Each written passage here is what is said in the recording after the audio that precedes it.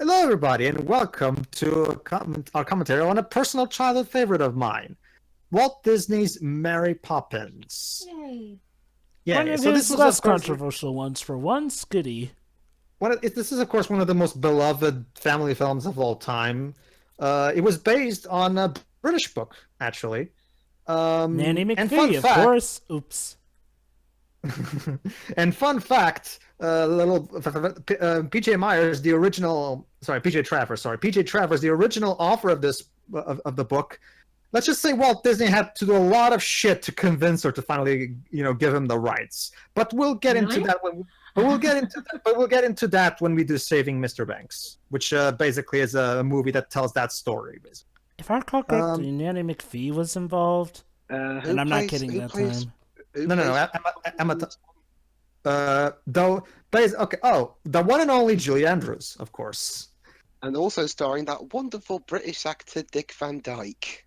I don't know if you guys have probably realized from how long you've known me that I have kind of a boy crush on Laura Bailey, right? Yeah. Yeah. No. What are you talking about? I haven't noticed. No. Pedro.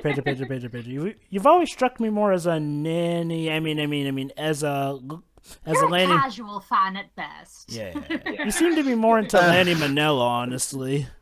Okay, basically, when I was a kid, you know how we all have our, we all when we're kids, we have that one famous actor or actress, or even just famous person in general that we have kind of a little crush on when we were kids. I actually didn't, because I had a girlfriend back in the day. Well, okay, fine, whatever. Although to be fair, that was part, first grade. I'm sure there are exceptions. Girlfriend. That was first grade sort of girlfriend. Then second grade. Carry on. Yeah. Jova's life story. Joe, yeah. We don't care about your love, Jova. Sorry. Look forward to Jova's Draw My Life video. Anyway, yeah, my first crush was actually on Julie Andrews because I grew up with two specific movies that my mom introduced me to, and we both watched these movies all the time. It was both Mary Poppins and Sound of Music. As a result, to this day, I still have a profound admiration for Julie Andrews, who is, of course, one of the greatest musical actresses of all time. Yes. And she's, of course, wonderful in this movie. I'm sure as for the rest of the info about the movie, I'm sure Dwebs will be able to tell us who directed it, who wrote it, all that shit, because he's wonderful. But we'll do that during the commentaries because you better get. Oh, everybody, we're using the Blu-ray copy, which literally starts out with a distributed by Buena Vista logo. In fact, you should even be hearing the beginning of the score right there and then. So yeah, you should be in sync with us right as soon as that logo shows up. So are you guys ready? Yep. All right. Basically, everybody start at 0. You should be seeing a black screen right before the logo even starts. So 3, 2, 1, click. Ah! Catch you off guard, Dwebs. Okay, so I don't remember who directed the movie, but I can tell you that the Robert music. Stevenson. There you go. But I can tell you that both the songs and the score were done by the Sherman Brothers, Disney legends themselves, who are mostly known for doing the Winnie the Pooh songs from back in the original movie, Cinderella, a lot of classics from back in the 50s and 60s, and even 70s, I think, were done by the Sherman Brothers. Basically, they were the big Disney duo before Alan Menken and now Ashman in the 90s, and now we have, of course, the Lopez couple for recent movies. Mm-hmm. No, there you go. You know, Dwebs, when you mentioned that this movie also starred Dick Van Dyke, I mentioned to Alice earlier what movie getting on. Yeah, Dick Van Dyke. The first thing she mentioned was she just said that accent. The first thing you'll notice. Oh yeah, that reminds me. There's actually going to be a cool thing during the credits that you'll want to pay attention to. Yeah. James Logan. Hey, Logan. Didn't the Wolverine was in this movie? And when I say credits, I mean the closing credits, because this is back in the day when, well, they did a lot of quirky things with the ending credits. Oh yeah, P.L. Travers. Wait. Costumes executed? Wow, did they take the costumes to the guillotine? And then... They burnt them. The first thing you'll, of course, notice is that the Sherman Brothers music is amazing. Uh, Well, the actual score was done by a guy named Erwin Kostel. oh, really? Okay, then. Okay, Like, then when the songs in Sherman this Brothers movie did the are some songs. of Disney's Yeah. most remembered songs to this day, I think. And you'll notice that the Disney's 9 Old Men are also credited there for animation. So yeah, you can expect some animation in this movie as well. And here's the first song, Chimney Chim Chim Churu. By the way, Jova, Yes. I'm gonna need your help for when Dick Van Dyke shows up because of that accent that he's putting up. And his actual nationality? Dwebs, bring up Dick Van Dyke's info if you don't mind. Okay, Dick Van Dyke. He's American, isn't he? An otherwise talented actor is from the great British city of West Plains, Missouri. West Plains, Missouri, eh? Let's just say he's trying to do an accent, an American accent in this movie, and a lot of people, British accent, sorry, and a lot of people are still debating whether or not that accent is racist. So I don't think it's racist. I think it's just a piss poor accent. I'll just let you. I'll let you be the judge of that. Well, one, basically, it's a Cockney accent. I mean, that's not really a race per se. Yeah. Okay, fine. Offensive to. Oh God. Well, it's just ridiculous. Offensive may not be the best word. It's Cockney. It's been the butt of people's jokes for years. Because even during that skit where those two Scottish people are stuck in an elevator, and one of them tries to do a British accent to get it to activate. Like, let me put it like this, Pedro. Cockney is such a widely used thing that even the British themselves use it at times. And let's listen to this.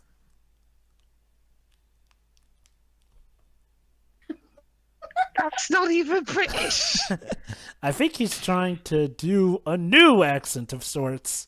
So yeah, Dick Van Dyke plays Bert. What, a very British? He plays a chimney sweep.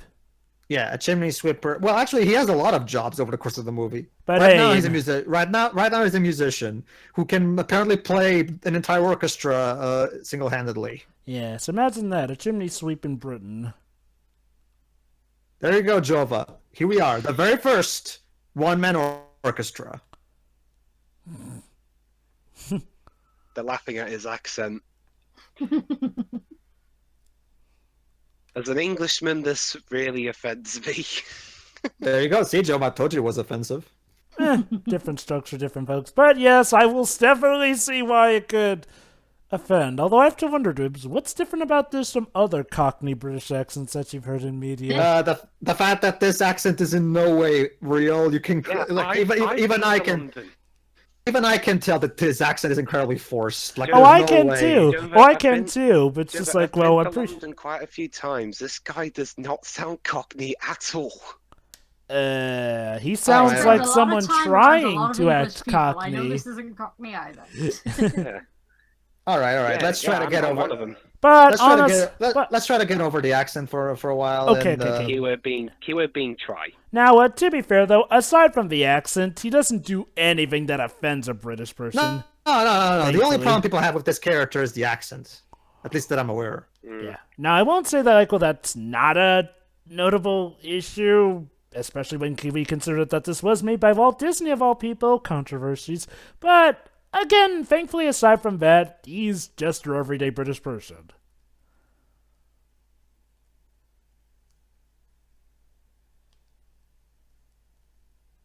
He sounds more Welsh than he does English. He does. Holy crap. I disagree. Holy crap, guys, you can see us. Don't look at me like that. Okay, Dwibs, why do you want to go to that building? Because the script told me I have to. What script? This was made before you were even born. No, Joe, but don't you see? This movie relies heavily on audience interaction, regardless of when you're watching it. So yeah, Bert here is actually telling us exactly what's the plot.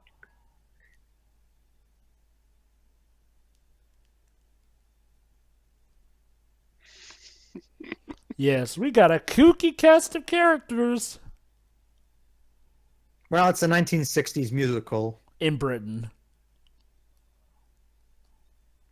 I wonder where this was actually filmed. I'll check. Basically, Shiroi, the 1960s were the campy era of Hollywood, where it was also regarded as the golden age of musicals.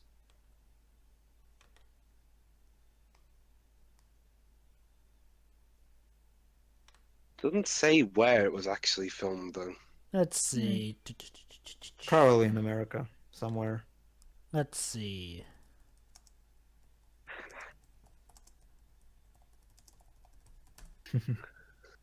All right, then. Oh, let's see. It was filmed in Walt Disney Studios, 500 South Buena Vista Street, Burbank, California, USA.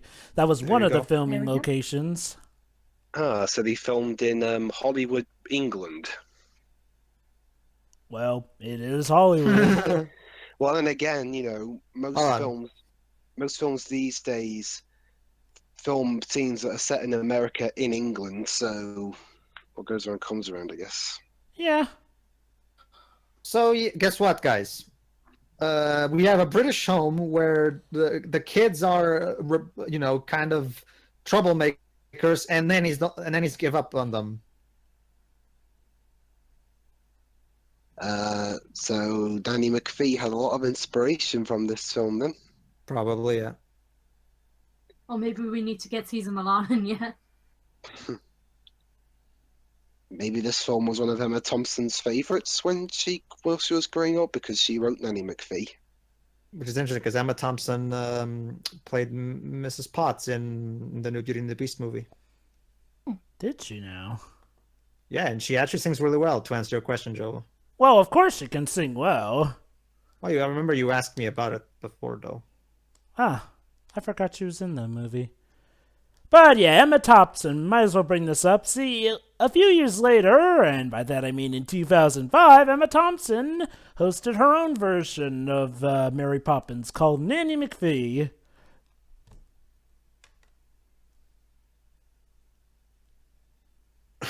So yeah, the kid's mom is one of the very first feminist activists.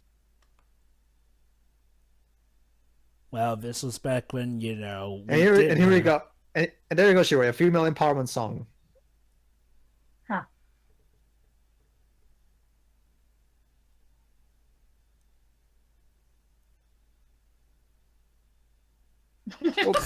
Wow, this movie predicted modern feminism. Wow. Well, don't you mean feminazism? There is a difference. I know, that's why I say. That's why I'm saying. Yeah, Or Tumblrists. yeah, there you go. So who's singing now? The mom. She's the kid's mom, The Bob. or Mrs. Banks, if you want me to. Jane Banks, is that her name? Yes. Karen Dottris, then. That's the actress's name.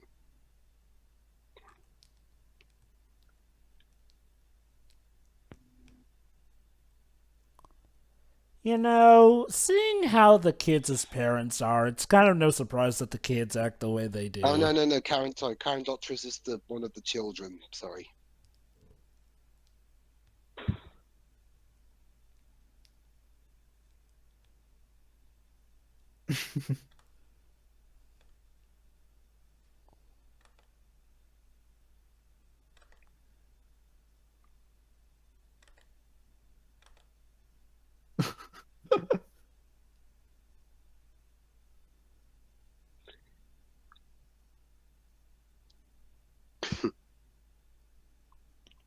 Now is not the time for singing.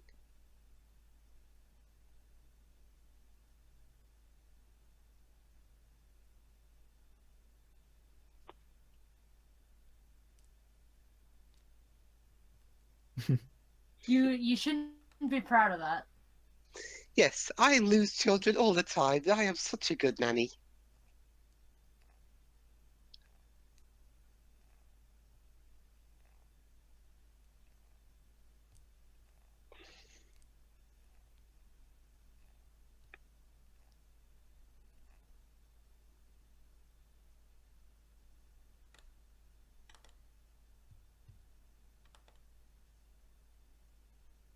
Yeah, sure. When we meet Mr. Banks, you guys will know what I mean when I say that. Oh, yeah. Basically, Mr. Banks is yet Oh, another. wait, hold on.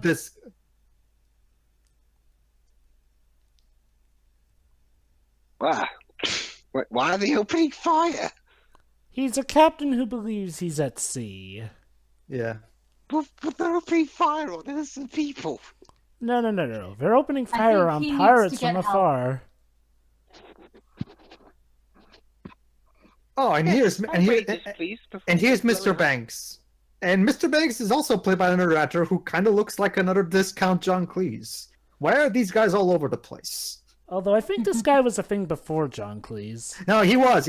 Yeah, of course he was. To be fair, yeah.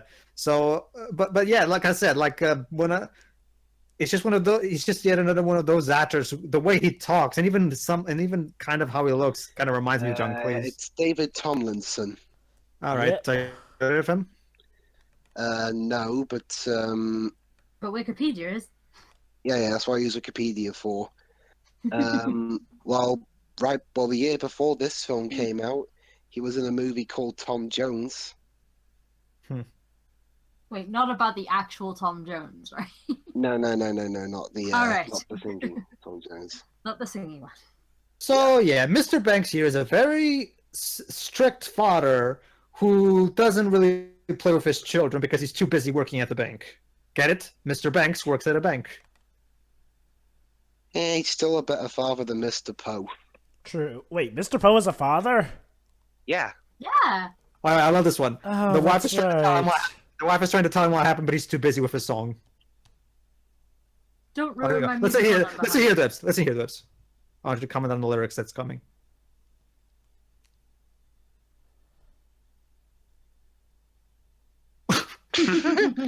Yes, yeah, they're missing. Hold on.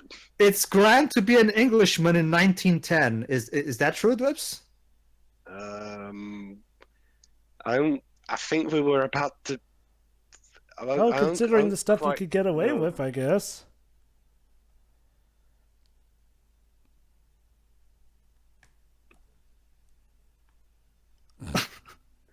Well, I am think, very happy I was born in the time period I was. yeah, me too.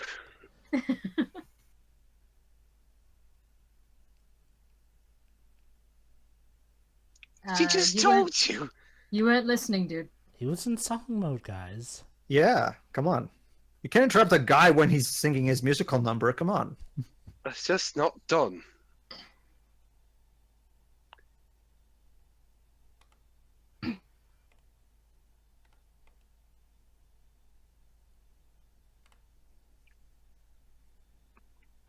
Yeah, the police will do us for being shitty parents. So you can tell the issues. They are, despite their parents meaning well, they both have their quirks that kind of make them not that great parents. Which in turn Which is why they leads hire the nannies. kids to kind of terrorize the nannies in Yeah. one way or another.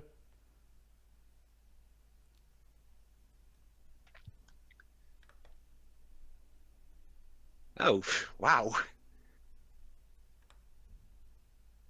He actually lives next door.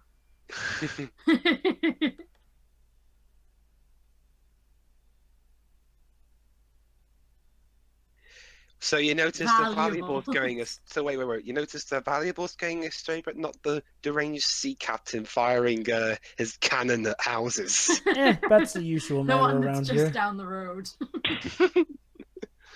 Don't worry, he has a license. A license to fire on people. Apparently. Well, then again, Dwips, if Bond can get a license to kill, why can't others? And- Bond don't try and target innocent people though. And to Most be of the time. And to be fair, this is England in 1910.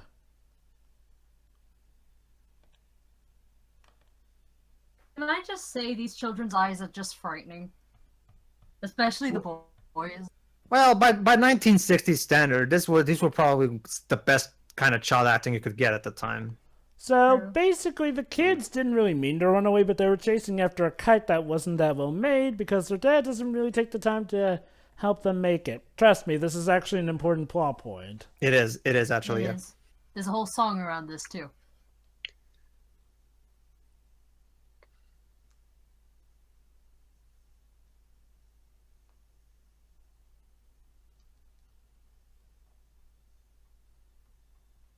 You're both grounded. They are, actually.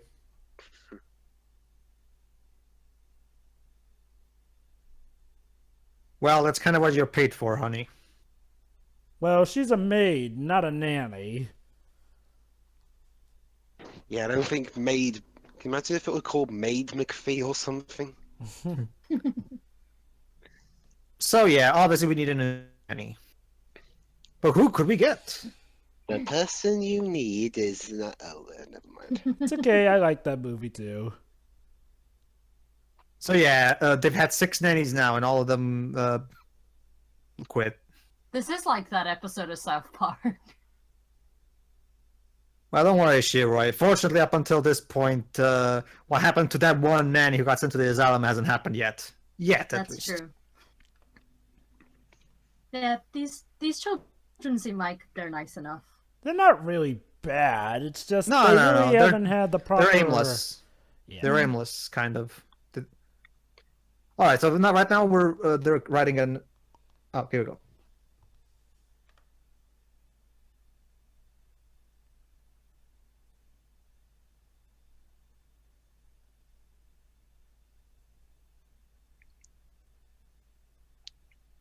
Why don't you just get Trunchbull while you're Make at sure it? make sure to note all the lyrics of my song. Just get Trunchbull, no thank you. No, seriously, Sheree, that's pretty much what he's going to describe. Yeah, this guy made quite a lot of. The director of this made quite a lot of Disney films. He probably actually worked there. The last of which, in fact, the last film in general he did was a film called The Shaggy DA. Ah, okay. Oh, And but he guess also what? did One of Our Dinosaurs is Missing. So guess what? The kids actually have their own suggestions of what kind of nanny they could get. Can we get one who let us watch TV? Oh, it's 1910. Yeah.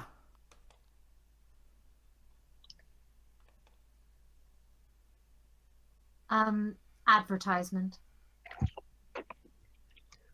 Remember, Stuart, this is Americans trying to imitate the British accent. Well, I've heard fellow British people say it both ways. And to be fair, the only really bad one is Dick Van Dyke's. Yeah. I usually just say advert because I'm lazy like that. Aw, they're so cute.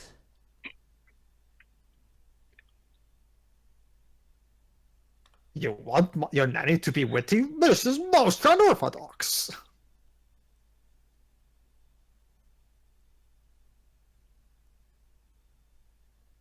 Also, daughter, your Oh, singing right, is. oh. Oh, okay. You want her to wipe your ass too while you're at it? I mean, They're basically looking Well- for a better parent. daughter, so I think one of the requirements of the nanny should also be singing lessons. no, that's for Sound of Music.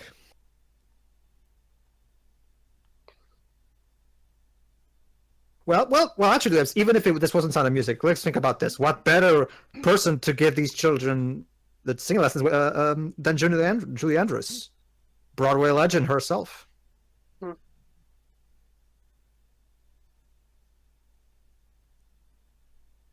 Basically, they'll say they will not do that. While they laugh, of course. Haha.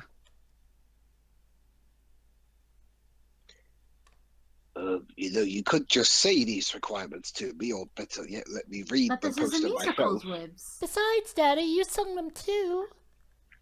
But I'm the daddy. I am allowed to sing. You're not allowed to sing until you were of age. But did you see, Shiwa? It's great to be an Englishman in 1910.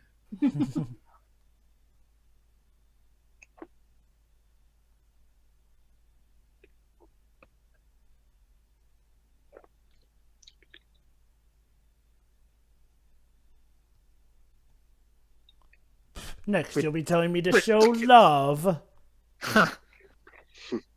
What is this love you speak of?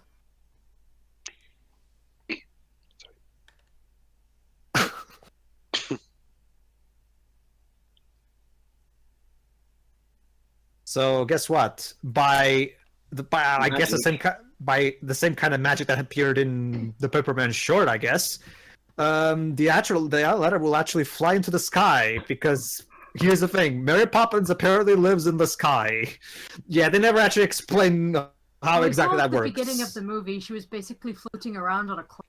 Granted, maybe the movie. Sea captain again. Granted, maybe the books explain it, but the movie doesn't. Maybe the remake will. It's magic, don't question it. Yeah, basically. Today we're going to open fire on Big Ben.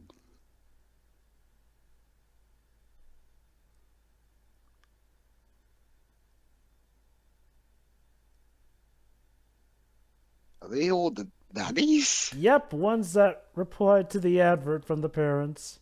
Yeah.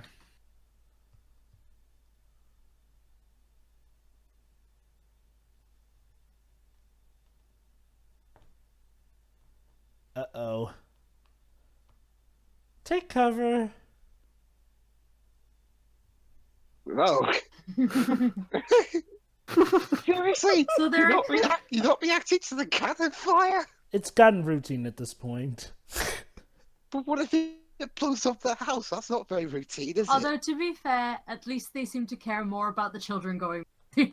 Besides, they're firing outwards, so of course it won't hit the house. But there's some tremor issues going on here.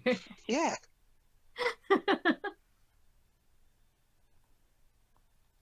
And guess what? Now apparently the nannies get flown away by a tornado. While a dog watches. And they all died. Oh, be careful, Yeah, Toto! Be It's careful. just the thing to us. For all we know, they might have died because we never see exactly what becomes of them after this. Oh no. Oh no, be careful, Toto! Don't be suicidal and head towards the wind. And people say this movie's sweet and innocent. God, this is fucking dark shit right now. I mean, seriously. But look at it like this. Like I said, Pedro, at least Toto's not being a suicidal mutt and going towards the wind for once. I guess. So while the other nurses are blown off, one flies Right, in. that's the mass nanny genocide of 1910 done. Yep, pretty much. You know, I bought this umbrella thinking it would have 1,000 horsepower, not 10. Do we even Yeah, have here- horsepower as a unit of measurement yet? And here she is, Julia Andrews, perfectly wonderful in every way. Oh wait, no, that Mary. Well, both Mary and Julia are.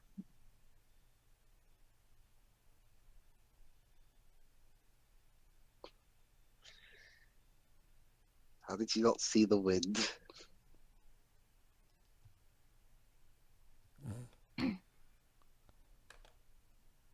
I just had to eliminate the competition. I mean,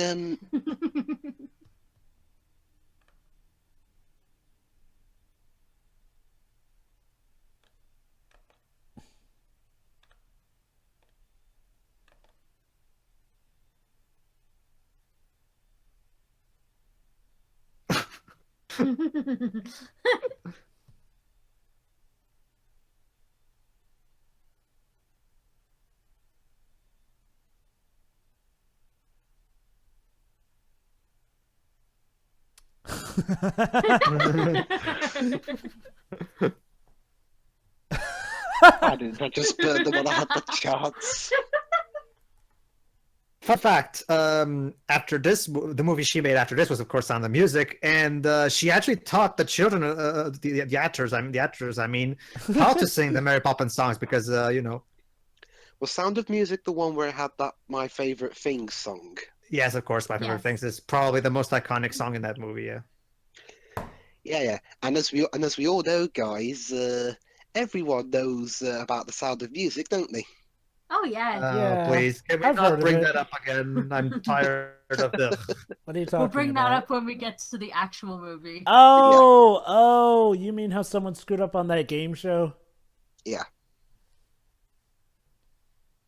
So, Dibs, I'm guessing this is your first Julie Andrews movie that you're watching. I have seen this before, but it was years and years ago. Okay. Yeah, Then. this must have been my first one, or at least the one that I know she was in. The first What's thing you'll her- notice, of course, is how absolutely wonderful she is. Like, she's incredibly charismatic, and already, she what she's so great at Last is time I she saw plays this- is playing these silly fantasy roles, and she plays it completely straight and manages to be really convincing. I think in this case, this is actually an improvement from Sorry. the original book. Hang on. The last time I saw this movie was when it was airing on Disney Channel. Nice. All right. Now, Mary Poppins in this version is actually apparently widely agreed to be an improvement from the one in the book. See, the one in the book was kind of A bit too strict and a bit of a dick, too. yeah. Well, she's not a dick by blowing those other daddies away. Well, I mean, Yeah, she you just know, committed nanny genocide, like you said. I mean, she was a dick to the characters. The main characters. Yeah.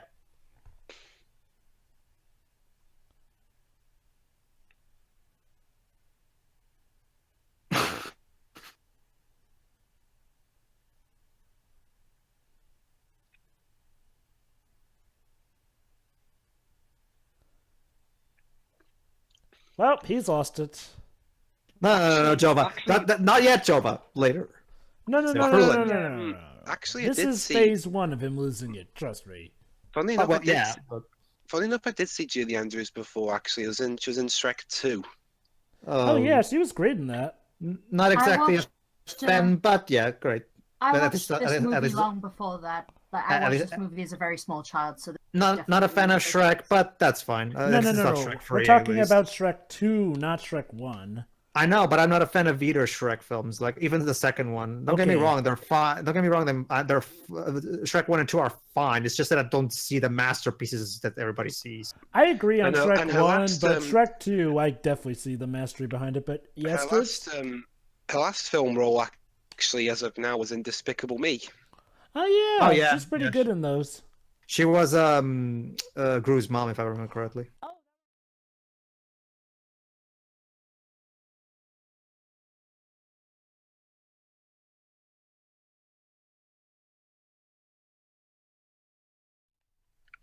So yeah, the thing about Mary Poppins is that, like we've already said, she's a magical nanny, and she has like a bottomless bag in there or something.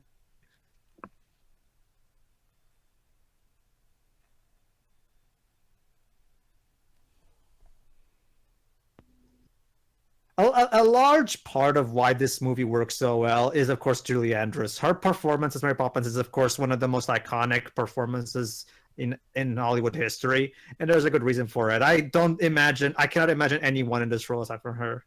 Also, I'm guessing this is where J.K. Rowling got the idea. Probably, yeah. Oh, I love how the kid just checks below to see. This isn't some special effects trick, is it?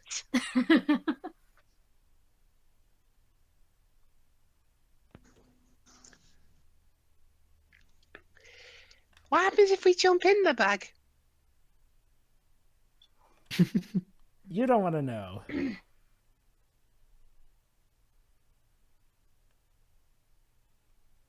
Well, she is Julie Andrews. And tricky. She's all those things.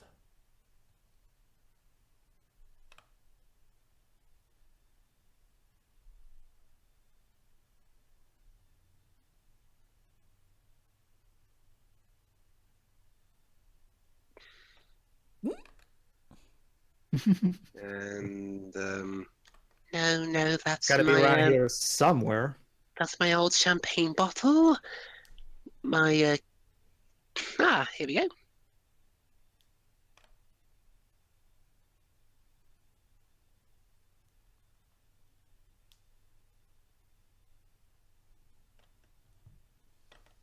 Yeah, there you go. See, that thing measures how. Yeah, it measures how people are. There you go. So what would I be on this tape measure then? I don't know. Sherry's still there. Yes. Oh, Okay. hey, I remember a certain movie Let's that... see what she is. Oh god, So- that's me. All right. Let's see how she measures up.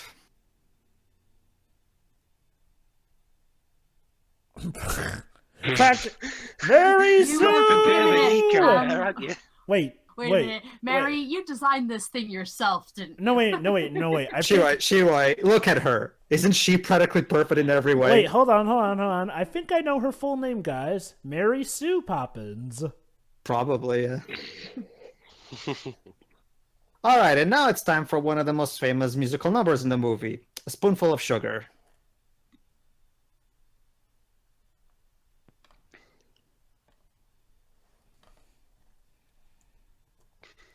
Basically, they were to tidy up her room, but we're going to do it for a game.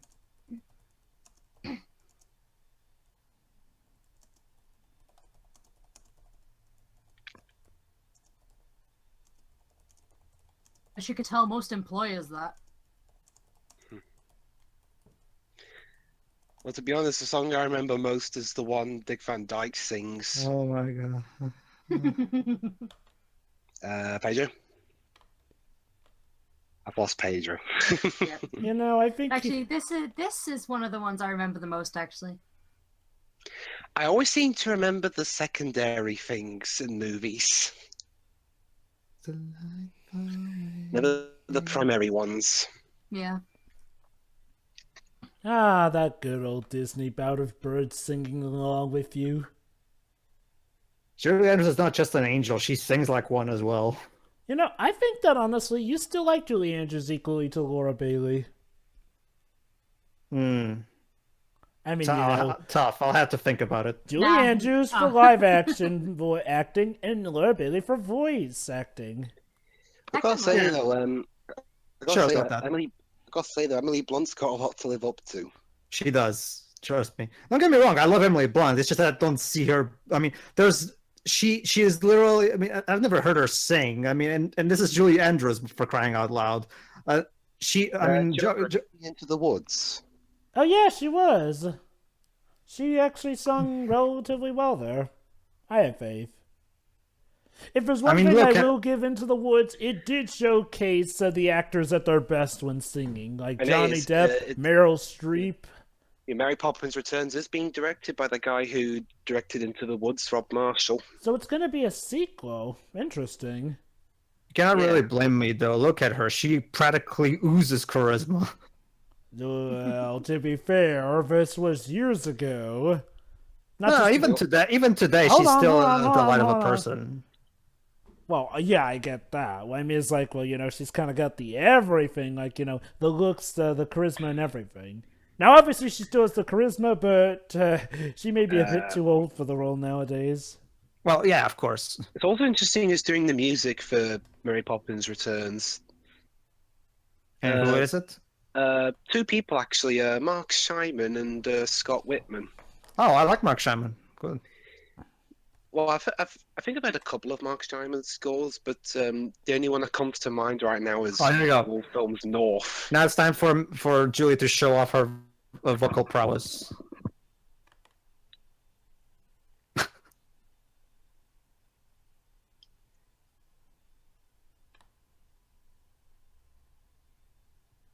Well, hey, considering how much, it's just the Billy Star you ever seen twice. Okay, I get it. I'm a good singer. Cheeky. Christ, I annoy myself. Wait.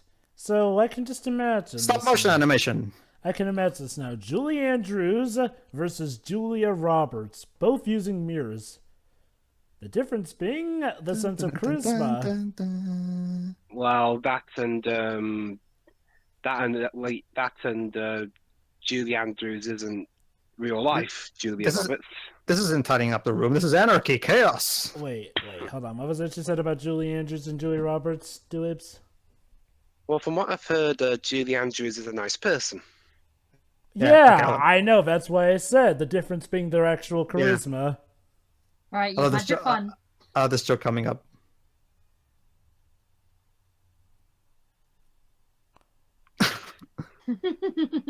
Jeez, if this is what happens when you clean your room, maybe I should just leave mine dirty.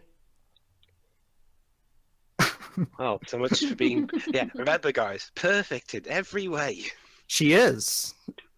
Yeah, but a spell kind of fucked up. Well, remember, Dwarves, it said practically perfect in every way. Heck, she's so perfect she can actually make a child excited about tidying their She makes it into a game, of course. A musical game.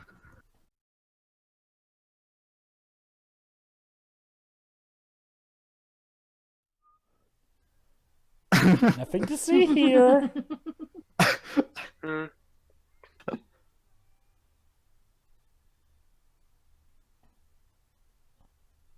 Just accept it. The music is phenomenal. There, just smile and wave. Smile and wave. That's the best thing you could do at this point. Yeah, just say, okay, I'll just let this nanny go off with these kids. Bye.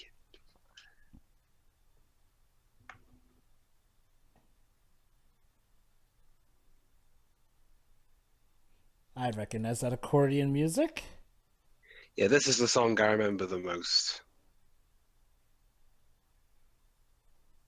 Oh, giddy, we're about to come to the part that pretty much everyone was waiting, well, every kid was waiting for, especially those who got this on VHS and saw the back of the cover. Yeah, basically, one of the things about the marketing is that the animated part, the cartoon part of the movie was very prominent in the marketing, probably to entice little kids to go see it. Hey, it's not nearly as bad as Bedknobs and Broomsticks, which was like even way longer.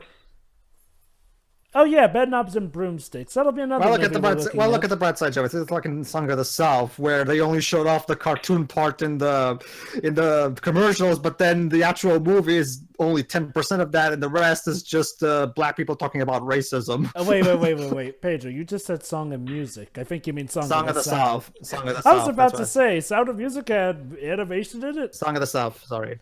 Oh, yeah, Song of the South. My mom remembers when she saw that in theaters, back when the thing actually dared show its face. She fell asleep to the part where she actually missed the animated parts.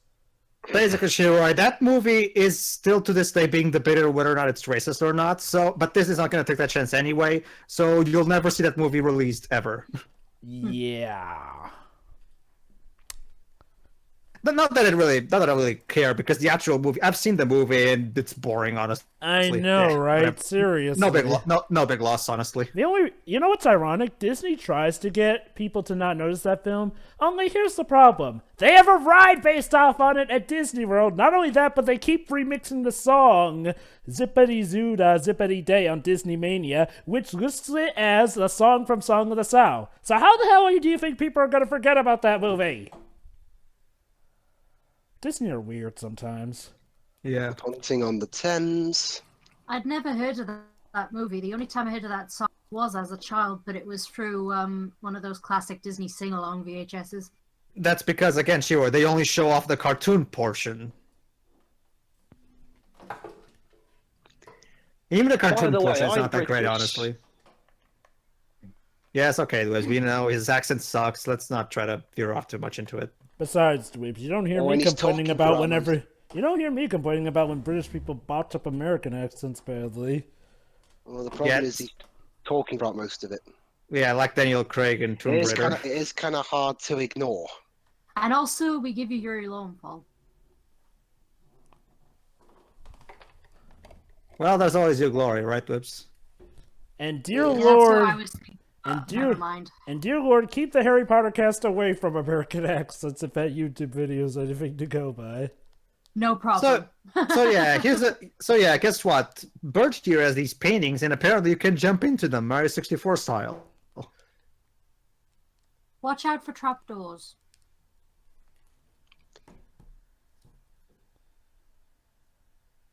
Follow the yellow brick road. Yeah, I was just Yellow going to say, pastel how are road. you going to get across? The Wonder of Oil Pastel. Funny enough, Dick Van Dyke is actually going to be in the sequel. Really? Ooh, Probably who's as a gonna... cameo. No, different role. I think I know what role he's gonna be in, but that may spoil something before we get to it. You remember Pedro, right? I hope Julie also cameos in some way. Well, we're getting Angela Lansbury. Oh yeah, that. Oh awesome, wait. Lansbury. Wasn't she in Nanny McPhee though? Angela Lansbury is a Disney legend. She's mostly known among people of your generation as the voice of Mrs. Potts from the original Beauty and the Beast. Angela Lansbury, but yeah, I'm pretty sure she was in Nanny McPhee as So well. many murders she wrote. Yeah. Sorry, the effect didn't work. Let's try again. Yeah, It's okay. Mary, yeah. It's okay. Mary knows how to do it. hang on, Miss Poppins, these are my pictures. I think I know perfectly well how to do that. And now they're wearing completely Ladies different and clothes. gentlemen, because... welcome to the part where kids remembered, actually. Yeah, the cartoon part. So this is where the 9 old men also come into the movie. In fact, I do believe that this is actually on the cover of most movies, movie cases. I think Yeah. so. Yeah, it is. The cover of my DVD has her with that dress on. Yeah. Oh yeah, the merry-go-round. Right. Now we're in the world of The paintings. world of Disney. The world of Disney animation. Yes, now we're in an animated Toontown, segment. let's call it we can give Toontown. we can This is give the laws of physics the middle finger, can't we, Mary? It seems we're in a world where everything is drawn by Disney. Is that a reference? Family Guy. But there's an episode of Family Guy where Brian and Stewie go through various multiverses, and one of the multiverses they go to is a world where everything is animated and drawn by Disney. Literally, every person is always singing. But yeah, It looks really good, mine. That's because they actually hired actual former Disney animators to do that part. But yeah, for reference, Angela Lansbury was also in Nanny McPhee, so it's incredibly fitting that she's going to be in the sequel, apparently, to Mary Poppins. I'm assuming it's a sequel because it's called Mary Poppins Returns. Yeah, probably. So this film came out in 1964. Yeah. My What else mum was came? 1 year old.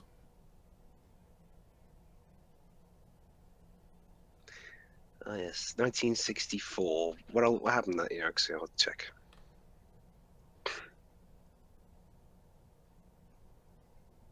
More specifically, the UK. Top of the Pop started that year. This is pretty much one ran around the time where Disney pretty much Walt Disney was pretty much one of the first guys to experiment with combining animation with live action actors back in the 1930s with the Alice comedies. And by the time we got to this movie, he's pretty much already perfected that craft. Sorry.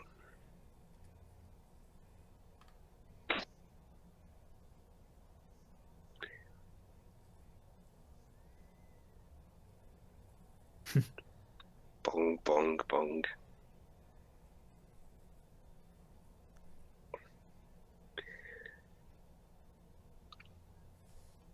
Surprisingly, the kids are asking, "Excuse me, Miss Poppins, why are the pictures of the horses dancing around?" Because magic? Yes, magic, my dear. I don't have to explain that. Wire Dance of Doom, maybe? I don't know. And now the Cane and Umbrella are going to dance too. Well, it's not jump, so I can call it Wire Jump of Doom.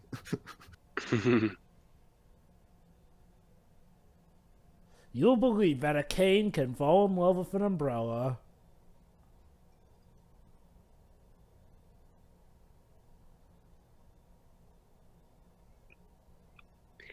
And if you look to your right, you'll see Bambi. Yes. And Thumper. Mm-hmm. Fun fact, squirrel- actually.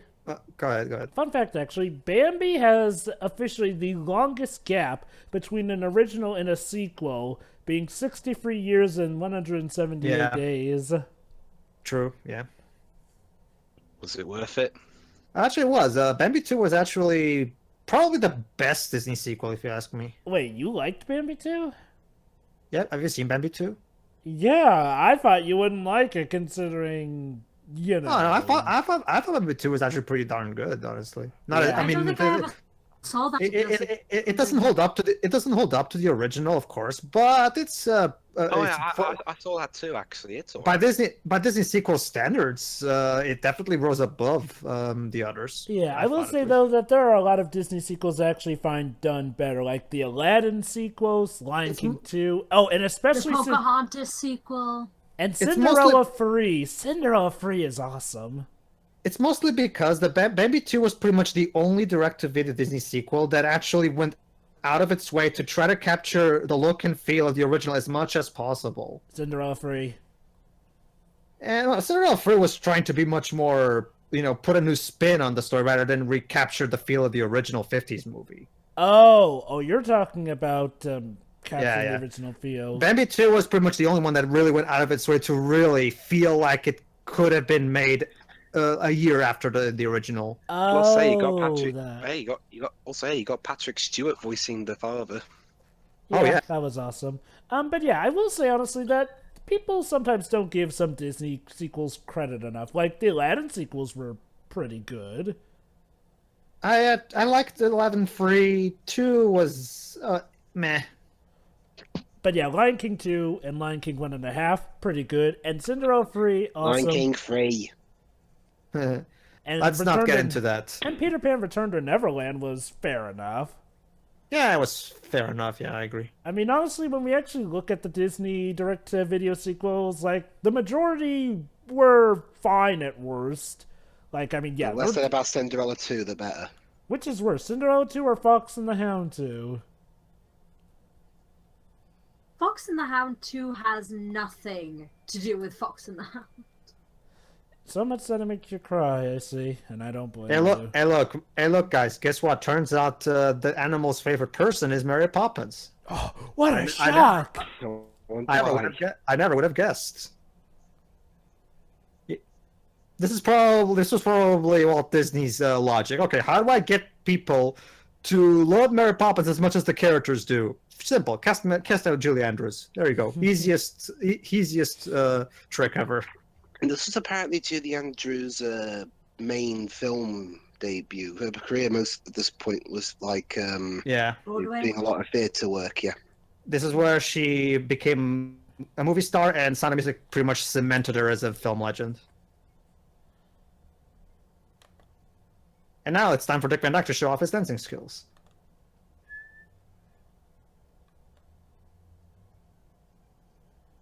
Oh, thank God! I thought it was gonna. Yeah, I know he's called Dick Van Dyke, but I don't want to see his. Yeah, he has one of the most awkward.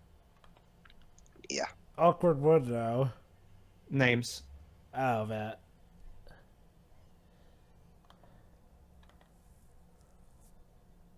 It's like in the PTV episode of Family Guy. It's the Dick Van Dyke Show, starring Dick Van.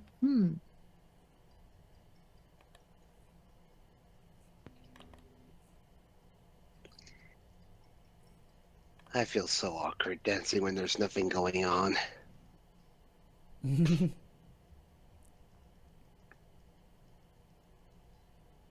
I'm guessing he's just having a dance off at the. Yeah. He just wants to show off. Fun fact, this is the part of the movie that P.L. Travers was most against that because she didn't like cartoons. Well, I'm sure there can be another reason. Or I can think of another reason. What? I mean, it's a fun sort of sequence and all, but Big lapped alligator moment. And I know it's a musical. Yeah, it's okay. Where did the plot go? Yeah, let's be honest. Okay, I'll be quite honest. Looking back at this, yeah, it's ironic. Back in the day when I was a kid, this was the part that, kept me invested and interested in the movie. Nowadays, I can see that it's a bit of a big-lipped alligator moment, admittedly. Which is kind of the Disney's thing back then. Now, okay, to be fair, though, despite it being a big-lipped alligator moment, it's, a fun big-lipped alligator. Okay. The only really problem for me is that the dancing went on probably a bit longer than it should have. Yeah, I agree, actually. I mean, it's entertaining The still. whole thing with the dance sequence is fine and entertaining, but like you could have shortened that a little bit. Aww. Doll. You're a penguin and she's a human. You got no chance. Well, there's one thing I'm not, and that's a Sega racist. saw that. Sega saw Oh, that. God. Was like, we can do something with this. Thanks, Jova, thanks. And then an Wait, Italian what? company also saw that and made Legend of Titanic. Ugh. And spinning creates a merry-go-round. Okay, to this day I wonder, is this just a transition to when they catch up with the kids, or did they actually warp into the merry-go-round? Honestly, I have a- with the I have a way better they were skipping explanation, around Jova. like that, I think they actually forgot about the kids for a little. I have a better explanation, Jova. Meth. A lot of meth. Okay. Yeah. That explains this entire sequence, at least.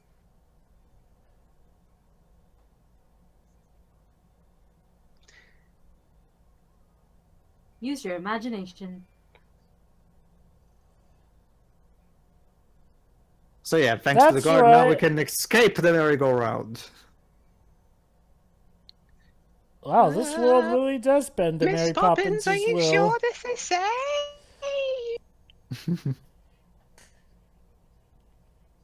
Oh yeah, and now it's suddenly a horse race. It's the Grand National. But Mary has to win. Well, of course, Mary's perfect. Mary Poppins is practically perfect in every way. This may be She one of the used- few No, no, I films- got it. She used to. It's like in wrestling. She used the creative control clause to win.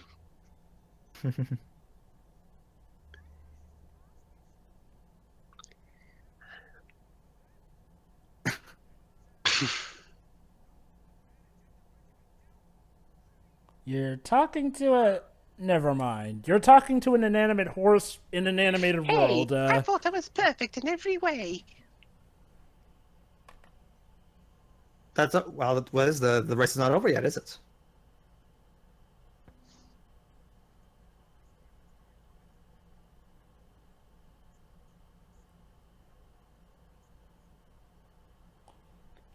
Well, not yet, at least. But we are on a fox hunt.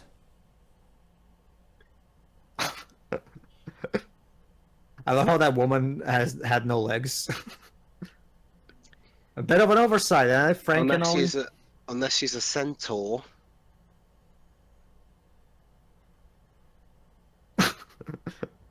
Oh my god, real humans! I say,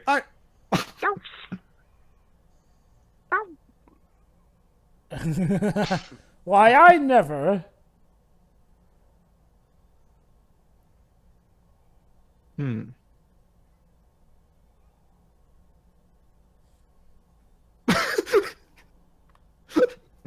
Hello, hello. I don't know why, but for some reason the horse's voice always cracks me up. I mean, it's just such a weird voice to give to a horse. Well, I guess it's better than just having him just go nah. I guess, yeah. Well, not that I'm complaining, mind you. It's just that I find it weird. Hmm. Also, this animation is fun. It seems a lot of This animation reminds me a lot of some of the animation for Sword in the Stone. See, here's a little fun fact. Back in the 60s, Walt Disney Animation Studio was kind of floundering financially. So a lot of their movies had the reused animation. In fact, check YouTube and you'll notice videos that actually compare various scenes from various Disney movies from back in the 60s. And you'll notice that there's a lot of reused animation where they just switch the drawings. Are you there, Shui? Yeah. Of course the fox is Scottish. No, I just haven't really had anything to say at the moment. Okay. Sorry. What is it up with foxes being Scottish, I must wonder? Oh crap! Now we're in a horse Oh no, race. it really is the Grand National. Run! You know, funnily enough, the thing I remembered most about this sequence wasn't so much the fact that it was an animated part, more the song that we're gonna get. Yep. Oh well, yeah, of course. The upcoming song is one of the most iconic songs in Disney history. Because, I mean, from what I remember, like, when you mentioned that we were doing this movie, things that popped to my head was actually the live-action stuff. Yes, The of course. song sequences. Yeah. Supercalifragilisticexpialidocious. So of course, being like, oh, that's the song. Sorry, I didn't know what song was coming up next. Oh, okay. No, it's that one. Yeah, there we go. I love how they're Whoopsie. I love they're such gentlemen that they actually allow. Would you please let me pass? Oh, by all means. Never mind the fact that this is a race. But she's Mary Poppins. Sure. Well, Oh, being Mary Poppins can only get you so far. I don't know. It seems it can get you Oh everywhere. yes, quiet. Ah, here we go. So what happens if she's not in the painting? Do they just stop at the finish line and no one passes till she comes along? Or what? Actually, that's a good question. Or does this place only exist when she goes to the gem room? Oh god. Maybe. In the sorry, Siri? In a gem room. In the temple for the Steven Universe, there are... Oh, here you go. can Hold get on. other room. Okay, I'll explain. Oh it. yeah, I get what you mean. So you go in the rooms and you get these weird. Basically, things they don't exist if the gems aren't there. Yeah. So what? So what were described? There we Hey. go.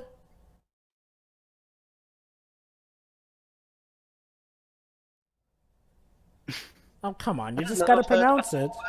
It's. Expialidocious. This reminds me of the House of Mouse episode where Von Drake manages to spell the word perfectly. Yeah. I'm still convinced that this. Now that I've met Shiro, I'm absolutely convinced that that word is Welsh. What word? Oh, What come word? on. I can Supercalifragilisticexpialidocious. but I can actually pronounce it. It's not that hard. Yeah, that's true. If it's pronounceable, then it's not Supercalifragilisticexpialidocious. Now try saying that backwards 10 times fast while drunk. Julie knows how. Julie Andrews knows how to. Wait, She had to learn it for the lyrics. Wait, Leslie. she actually said it backwards? 10 times fast while drunk. Well, not 10 times drunk, but she knows how to spell it backwards. Yeah. Oh yeah, I think they actually mentioned that during the song. Oh, here you go.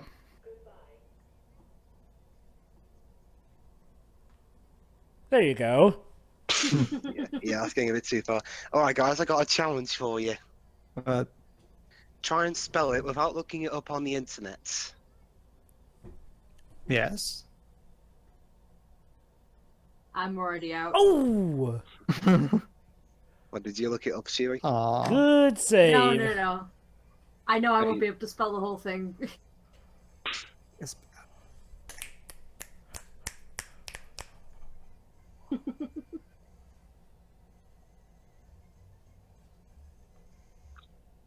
I hope I never have to spell that word again.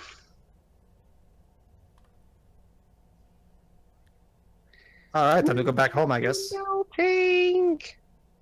The painting's melting. Shit. This is gonna be quite the story to tell mom and dad. Yeah, Will. Mommy, we were in the painting and it melted. That's and very everyone in nice, the- darling. Crap, know I the- didn't... Crap, they shouldn't have got into those brownies. And all the humans in it melted away and died.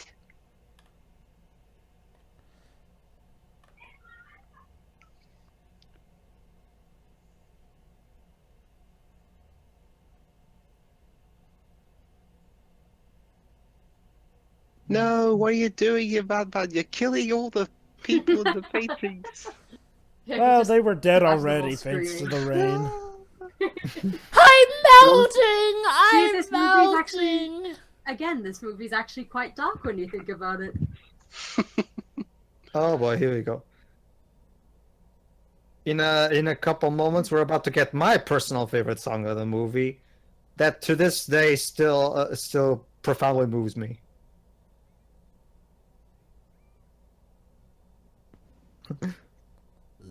How come yours is a different colour? It's magical I guess- medicine. I guess it's syrup that works for everything. I know. Oh, there you go. Nope, those have to be drugs. There's Oh, no that's way fine. actual liquid medicine could taste good.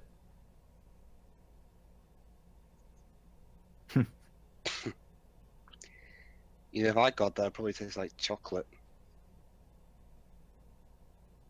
Oh, there's just like chocolate so much. One of these days, I got to show you the 100,000 degrees knife cutting through various bars of chocolate.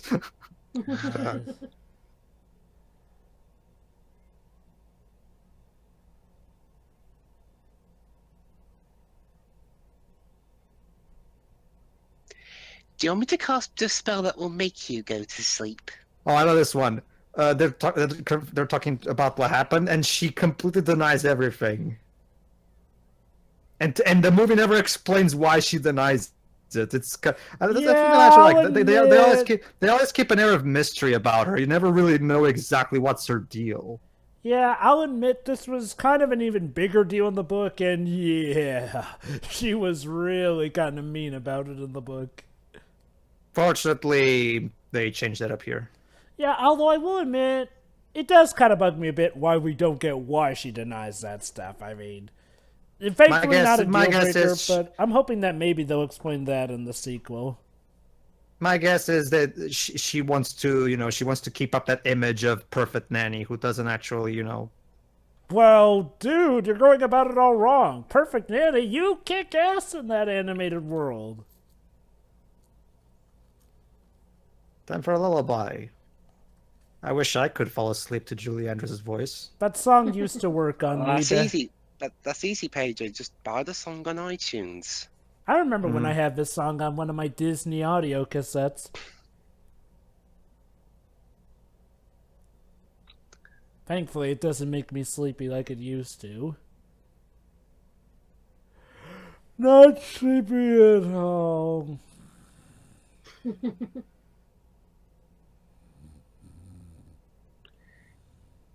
By the way, according to this website, supercalifragilistic blah blah blah apparently isn't the longest word. Supercalifragilisticexpialidocious. Yeah, it's apparently not the longest English word ever. Here it is. Jesus Christ. It has nearly 190,000 letters. Oh yeah, right. See, it's not just the Welsh language that is complete BS.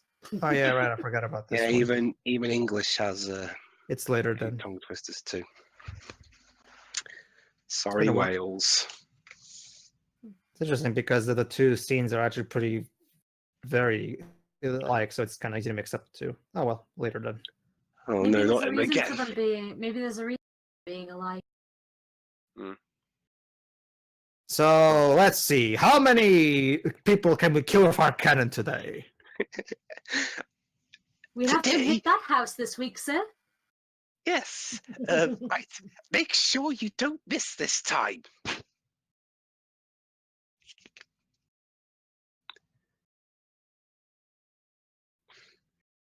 Oh, and also, by the way, put our shields up. The man's going to start firing again. That's the thing. Why haven't they got protection on the house? They just seem to just catch everything that's in danger of falling. Because that way we get wacky comedy. How come that guy hasn't been arrested yet for endangering the public? Maybe people find him amusing. I don't know. So Yeah, it's so there- amusing our house to get destroyed by a cannon. So there you go. As Winifred is saying right now, ever since Mary Poppins came to work here, things have been a lot better at in the house. There you go. See, even Ellen now started singing as well. There will be no singing in my household, unless it's of course by me. I swear, if I hear that Mary Poppins girl sing, I will fire her on the spot.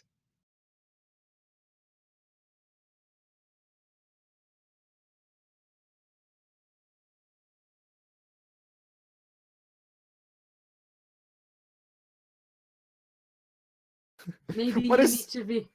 Maybe you need to be a He's- bit he- more he- cheerful. He's such a beacon. He's just the embodiment of childhood wonder, isn't he?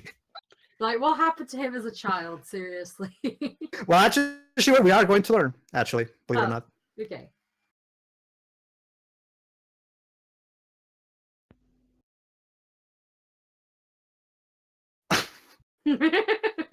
It sounds quite atrocious. Ha! I see what you did there, Dwebs.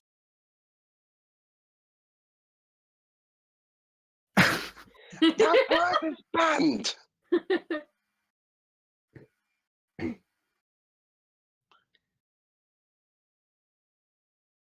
It's a fantasy movie, dear. It's obviously that you're a joyless fuck.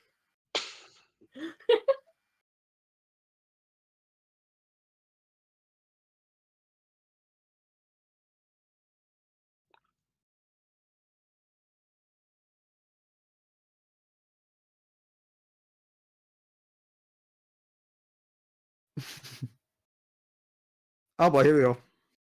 Take cover, everyone. It's that time of morning.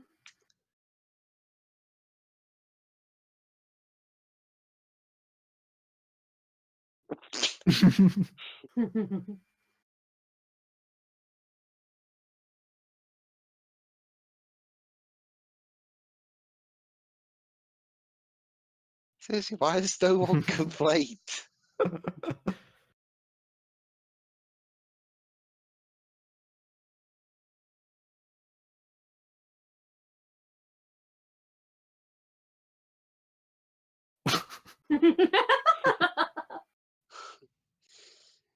Such a charmer, isn't he? Indeed.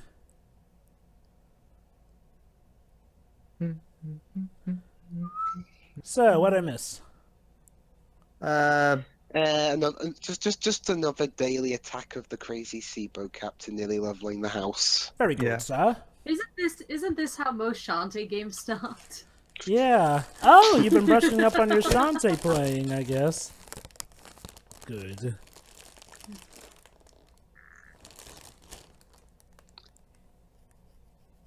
Look, by the way, Admiral, could you please very kindly stop firing that cannon? It's very, very annoying. You can do, madam. I'm still trying to shoot down that genie girl. But you nearly destroyed our house. Wait, that's impossible. Your house is my house.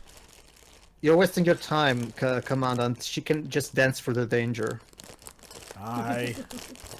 Yeah, sure. She can. I can dance through the danger, but I don't think the house can. Hey, it's Pippin. Oh, that's right. She can understand animals, of course. Yeah, there's literally nothing this woman can't do. For context, Pippin's a character from a dog from a show I used to watch years ago called Come Outside, and I think it's just the same breed. Ah, okay. It was an educational show. Yeah. I used to watch that too. Wow, we really do have similar childhoods. Add another to the Dibs and list, Shuri on the the same long person growing count. list. Yeah. Well, next I go to Swans and we have the same dinner or something. Oh god. So yeah, and now we're actually going to meet another Disney legend.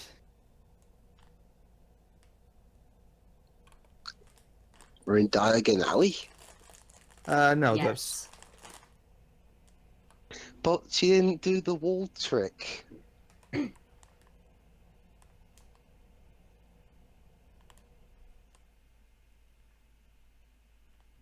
Oh boy, here we go.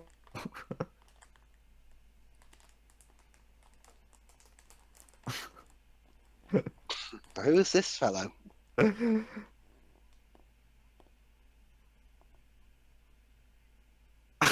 Hi, Mad Hatter. Yeah, So who's this guy? hold on. Did this come out before Alice in Wonderland? Let me check actually. I think it was after. Yeah, I'm pretty sure it was after.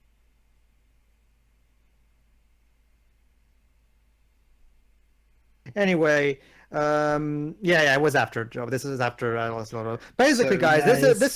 this is Uncle Albert, played by Disney legend himself, Ed Wynn. Who's Ed Wynn? He's mostly known as the Mad Hatter from Alice in Wonderland. In fact, here's a little bit of trivia. You know the villain of Wreck-It Ralph, King Candy? When Alan Tudyk played that character, he actually He did based his it off of him. Yeah, he based it off Ed Wynn's original performance of the Mad Hatter. Okay, basically the story of Uncle Albert is that he's a very jolly fellow, as you guys can see. The problem is that every time, the more he laughs, the more he floats. So they need to somehow make him stop laughing so he'll come down. Maybe they should pull a Nino Cooney and give some of his laughter to the father. He bloody well needs it. Yeah.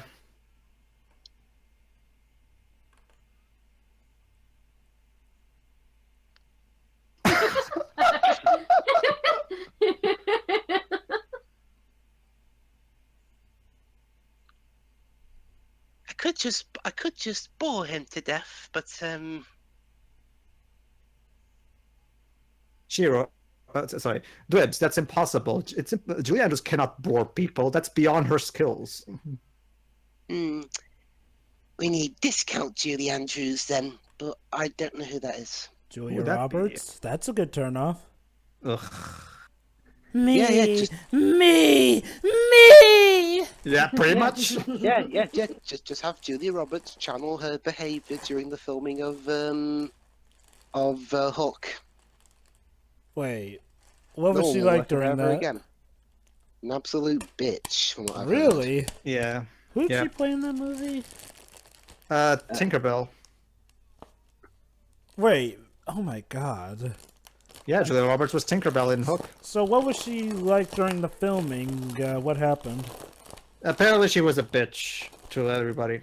And to the point where Spielberg said he'll never work with her ever again. Yeah. And I guess he's kept to that. Yeah. How fitting that she plays the Well, vain and evil Mirror Queen in Mirror Mirror. Well, shit, it got Bert too. Oh no. First it gets him, then the world. No.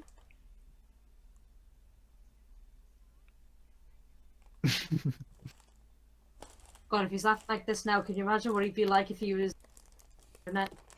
If he was what, sorry? If he was born in the age of the internet? Oh god. Oh crap.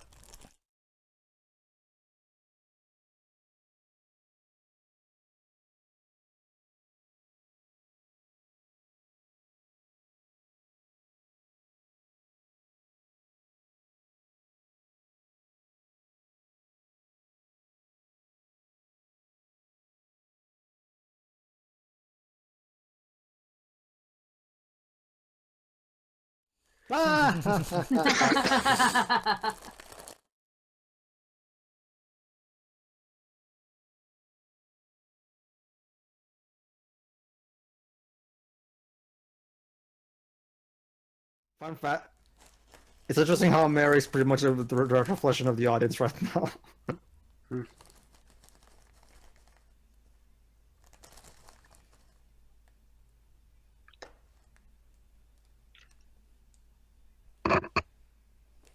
Ah!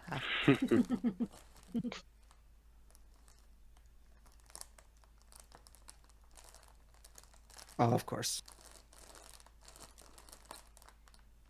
Oh, there He you go. really is the Mad Hatter.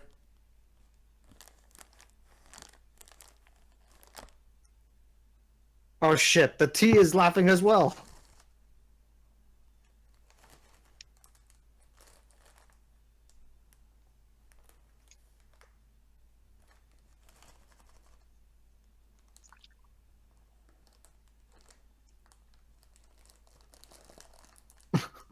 Notice how she... Hang on a moment, I'm not laughing. How am I floating? Because Well, she's to Mary be Poppins, fair- practically perfect in every way. To be fair, woman, you came down on an umbrella.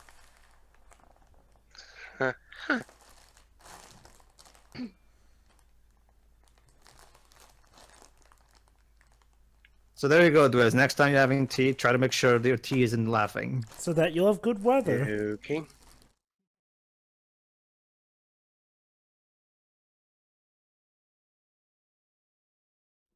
Ah! Ha ha ha ha ha.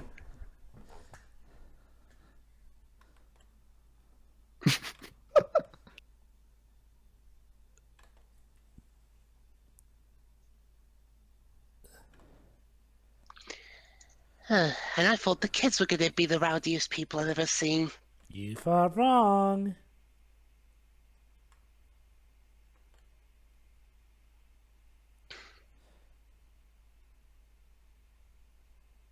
So, basically the way to go up is Happy Thoughts, and we're in London. Of course, it's Disney. So the Mad Hatter and Peter Pan crossover equals Mary Poppins. Sure, why not?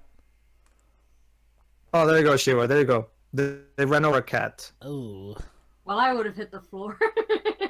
Oh dear. It's okay, though. You just need to know how good you are at catching mice.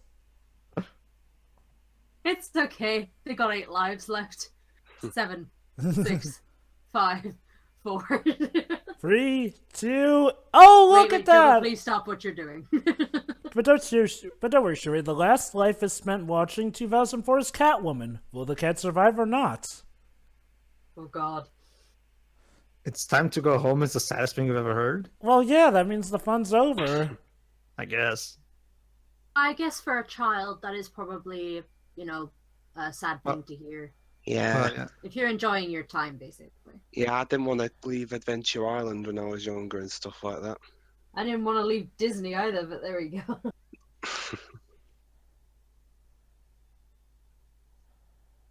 Oh, poor Uncle Albert. Oh, great. So instead of laughing all day, now he's going to be crying all day. He just goes from one extreme to the other. He's a man of absolutes. So if he's crying, so if he floats, if he Wait, hold laughs, on, he listen to floats. this So one. if he's crying, then shouldn't he be sinking into the ground? Well, it's not that extreme, though. He just starts floating. Ah!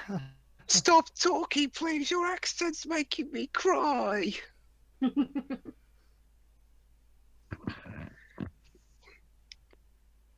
Oh! Oh! Oh! And Dang. Albert's sad as well. And he was never happy again. Don't worry, he'll be fine in the morning. Oh boy. Oh no, not that again. Open What is fire the on point of misery you guts. Dun dun dun dun dun dun dun. Whatever.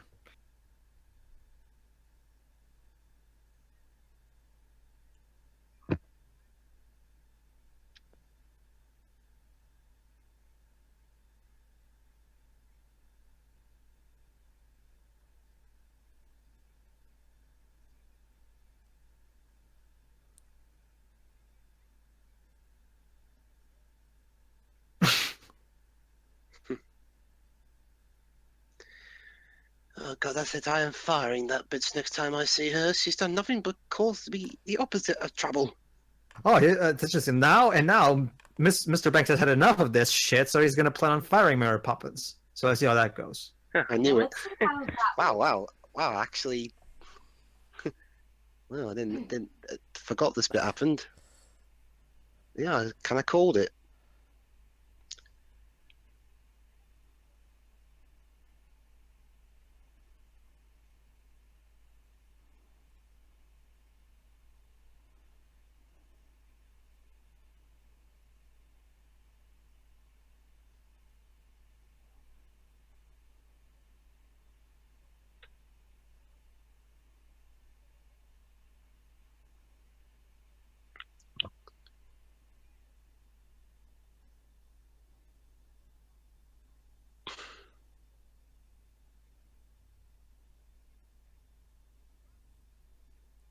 Is it? Really? A British home run by precision, eh? Welcome to 2017, mates. Yes, that's right. Brexit and all that shit. Poor Mr. Banks would have a heart attack Hell. if he wasn't. Oh, taking Brexit out of the equation. How much is the pound worth these days? It's actually worth more than dollars and euros. Yeah. Yeah, the pound goes, all currencies go up and down in value, so heck, every day things are changing, right now- so it's really hard to tell. Right now, it's dollar, then euro, then pound. Yeah, the dollar. Let's just say the conversion rate is.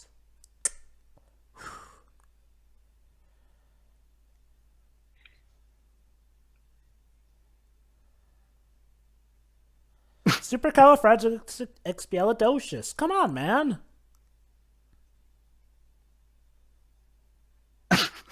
Yay!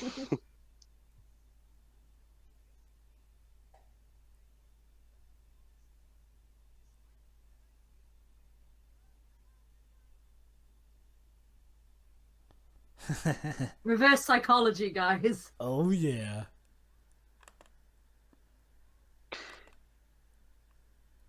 All right. Mm-hmm.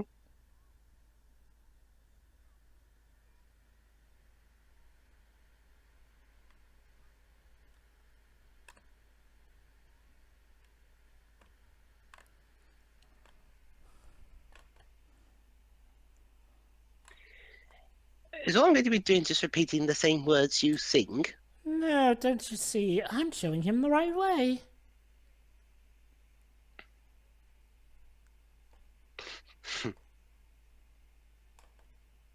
Yes.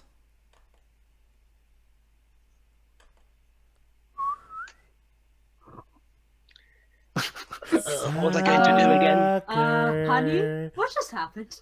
He's about to ask that actually.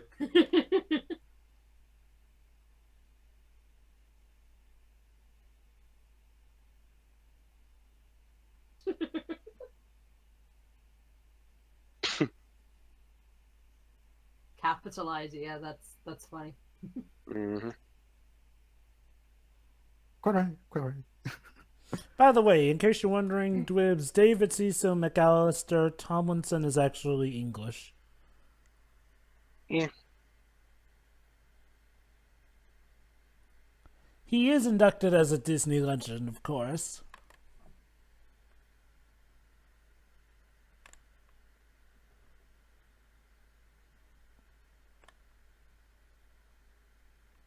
Okay, now it is. But now we're about to get. Now we actually are. We're gonna get my favorite song in the movie, that to this day still profoundly moves me. For reals this time. For reals this time. Let me guess, you thought that it was going to come after the sleep keep it- song. I'm getting old. My memory is not the same it used to be, sadly. It's okay, that's what you got me for. Yeah, I guess. Since I'm the youngest one, I have the greatest memory out of us, apparently.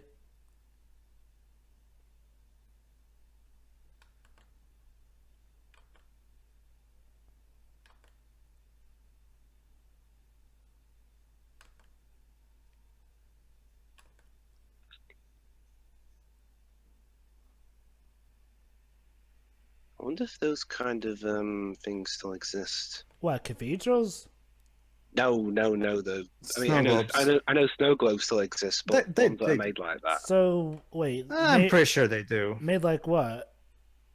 Well, Like most the of one you see Mary's snow holding globes, now. they're literally themed. You don't Oh, usually yeah, see ones I like see that lo- anymore. Oh yeah, I see loads of those like that over here. It looks like bats are flying around it, though. So yeah, this song is called "Feed the Birds," and it's actually about homeless people, believe it or not, as you're about to see.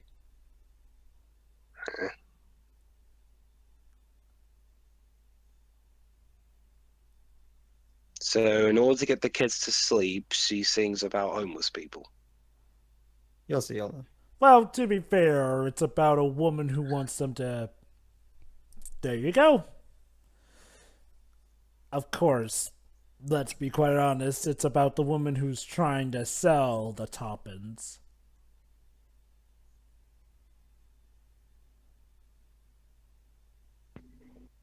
She must be that one out of Home Alone 2. I don't get it. There's that old man Marley replacement in Home Alone 2, Jova. Yeah, the one Yeah, that likes to feed the birds. Yeah. Ah. Let's listen.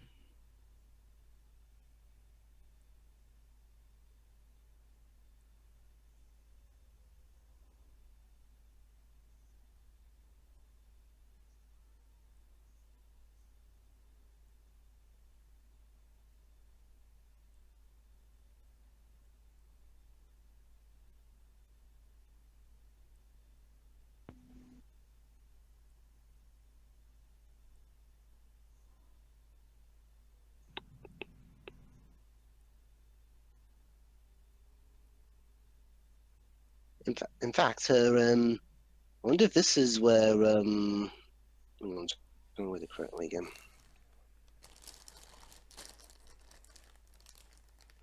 I wonder if this is where Mary Poppins actually learned to communicate with the birds. You know, maybe she met this. Or the in this world choir. or something. Maybe.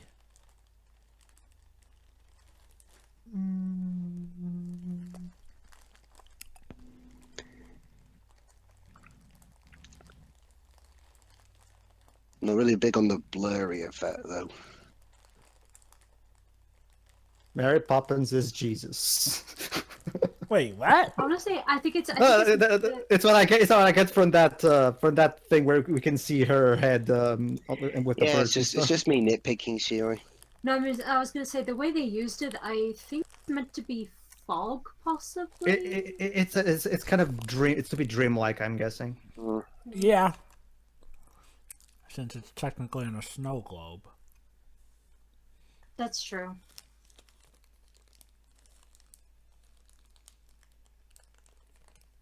Hey, I was sleeping. You have your own bed, child. But I wanted to sleep. Fun fact: it's not just me. This was of all the songs that have been made for his movies, this was Walt Disney's personal favorite. Here's the interesting thing: a lot of Richard Sherman actually said this. A lot of times, ever since this song was made, he would often call Richard Sherman, "Come here, I want to ask you a favor," and then he would bring him somewhere to a piano. Please sing "Feed the Birds," please. Like seriously, he would literally drag Richard Sherman so he would sing "Feed the Birds" to him.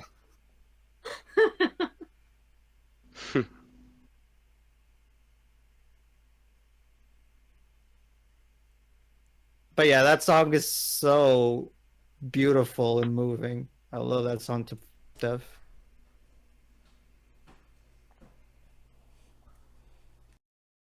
Tappad sa bag.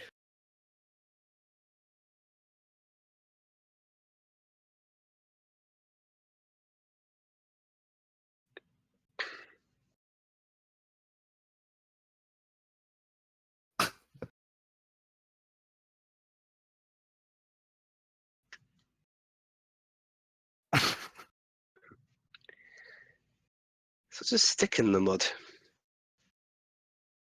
Don't worry, Libs. There's an arc. I know, but he's so joyless. Well, to be fair, Shiro, he actually does have kind of a point, go about the boy just randomly giving money away. There's one thing that I do like about this segment of a story is like, well, it seems like it's going to go for a black and white morality, but it's actually rather gray when we get to it. Jova, for a moment there, it sounded like you were in the shower. Eh. I heard some like That water was in the just rain, background. wasn't it? Like a rain effect or something. Anyway, Welcome- BRB. Well, ladies and gentlemen, welcome to a British bank ran with strict and order and all that shit.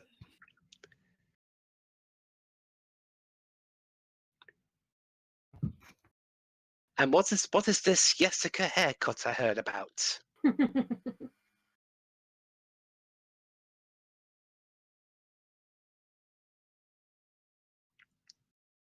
And by the way, the one playing the owner of the bank, that's also Dick Van Dyke.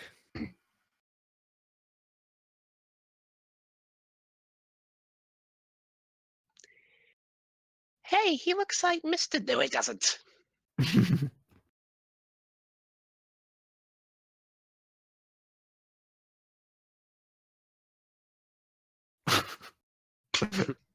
I love how the movie's totally stereotyping here with what bankers look. Old people with walking sticks. Like stuck-up old dudes, basically. Yeah. Well, sure, it's like the song told us. A British bank is run with strictness and order.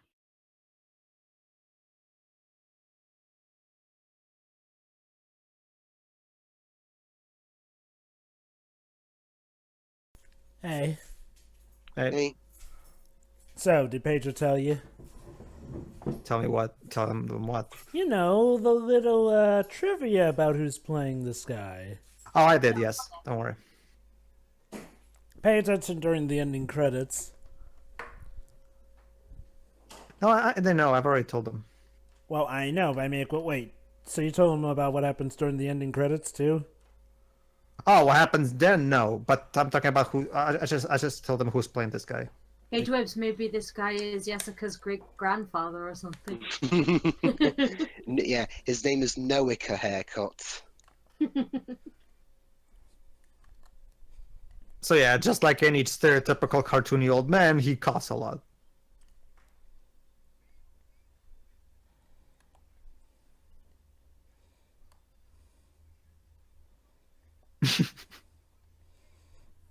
Oh boy, this sounds like a lot of fun.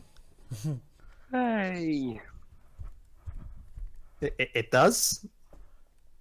In no manner speaking. Oh, there you go. In order to have tea plantations, we have to have children invest in the bank. Seriously? Do British people go the side of the way to make sure there's always tea around? So, Dwibs, would you say that this accent for Dick Van Dyke is better than his Bert one? Yeah, a bit. Aww. Yeah, I'd say so. There you go, Dwibsy.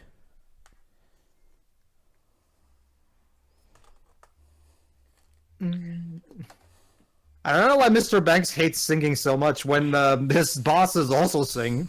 But they do it with order. Well, again, Remember, there is bosses. Well, yeah. Oh, yeah, and Jove has a point. They actually sing. They don't sing cheerful, happy songs. They sing songs about being tidy and strict and shit. Yeah.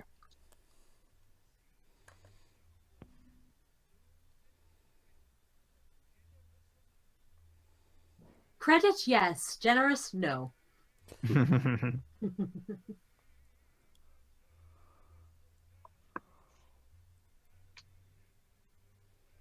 I'm pretty sure these kids don't know half these words. Yeah. Strata? What's that? Pokemon? It sounded like he said Pokemon. No. He hasn't been invented yet, Dwibs.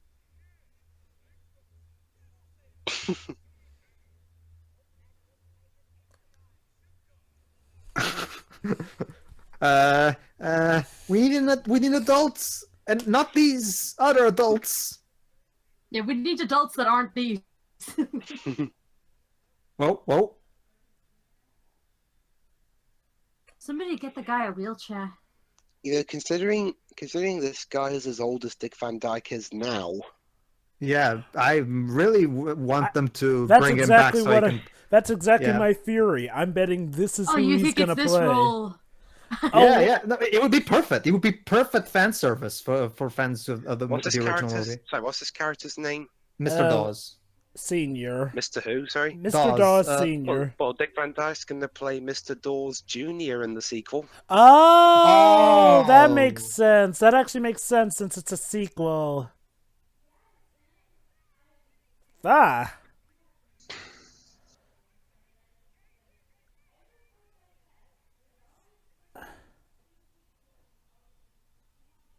Uh-oh.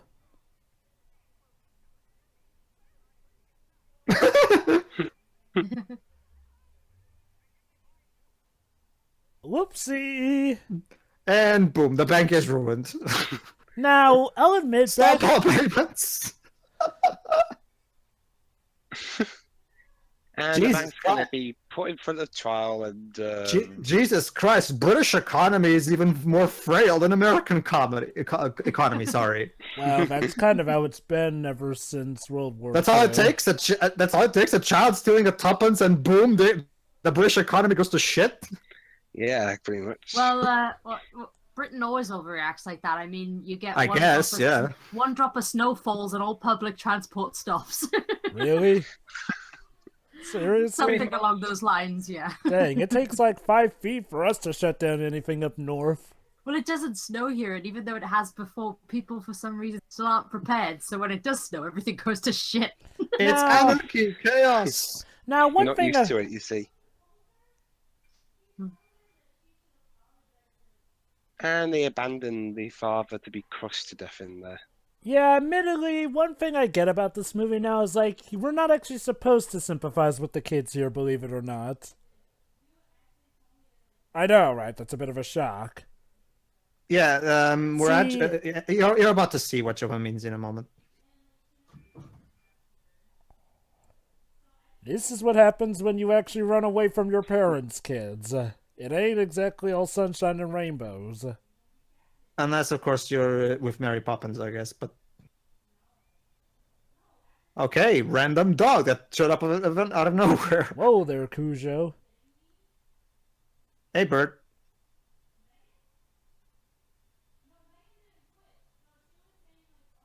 Oh no, it's Mr. Dawes, only Oh. younger. But yeah, it is so fitting that they're gonna have this guy play, you know, his son. Yeah. Like I said, I really hope they find some role for Julie. Maybe they'll have her Hey, play if one they of the could- kids, only older. If they could find a role for those cameos in the new Power Rangers movie, surely. Well, yeah, of course. I think Paige is asking for like, well, sort of like a bit more than a cameo. Maybe she could play the mom. Well, see. okay. Do we know how long the time skip in between now and the sequel is gonna be in story? 25 years. Okay, so maybe That could work.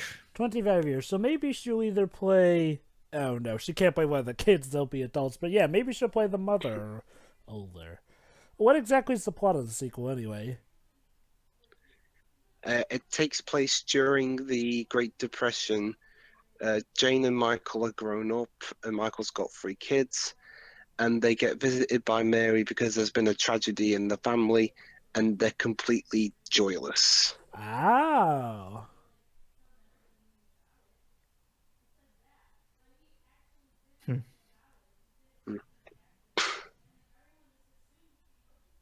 Yep. Turns out that, yeah, while their father may be kind of a dick, he was actually trying to spend time with them and was trying to do what's right for them. Sure, he had an awkward way of showing it, but when yeah, you it's actually get down to it, he kind of did save Michael from wasting his money on just, you know, giving money away to a woman who was feeding the birds. I mean, it's noble, but you gotta have money yourself if you want to start giving it away.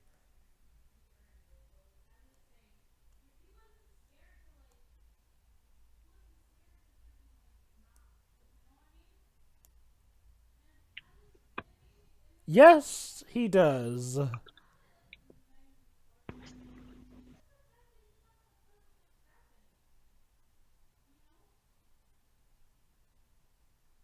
right.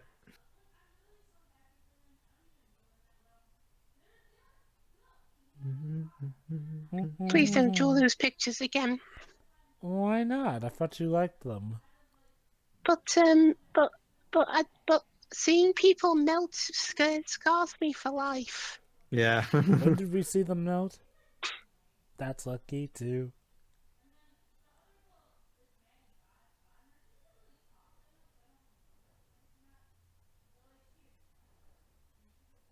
Very good.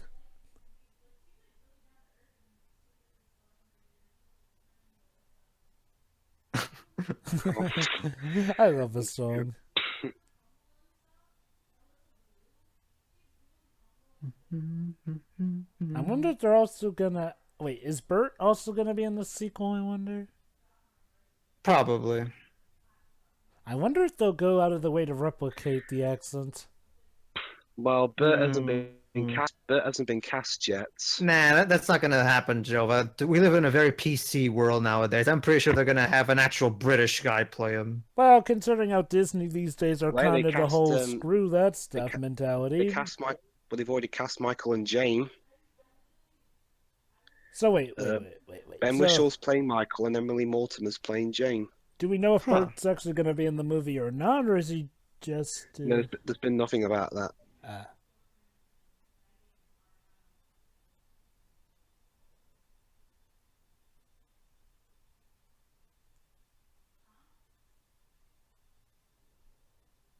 Oh yeah, that's right. Turns out Mary Poppins does have a day off, and she did establish this. To be fair, yeah. Mm-hmm. Yeah. Yeah, every Tuesday.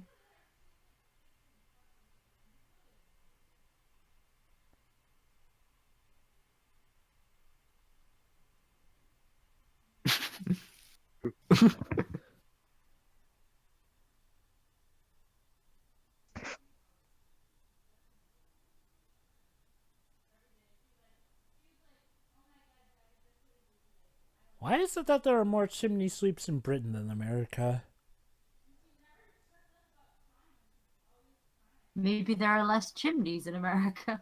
No, we have loads of chimneys here, but for some reason you guys' ones require chimney sweeps more often.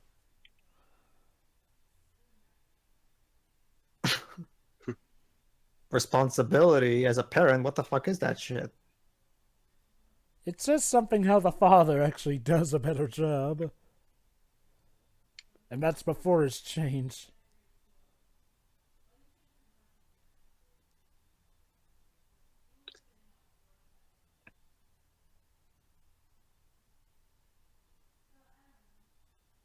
The door to Narnia. The door to the North Pole? Wait, Dark and Gritty, what, a doorway to a DC movie?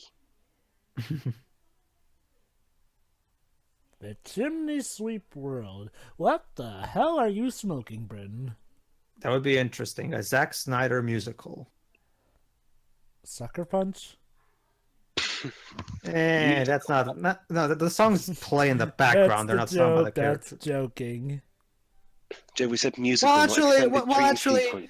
Dwayne, Technically, I'm there is a musician. musical. Of course I would know what an actual musical is. Technically, there is a musical number in the movie. Yeah, that too. But there's only When one. Violet Baudelaire sings Sweet Dreams.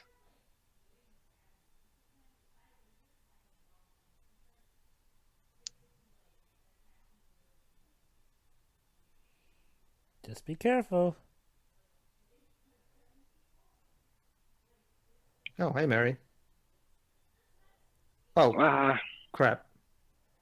Whoopsie!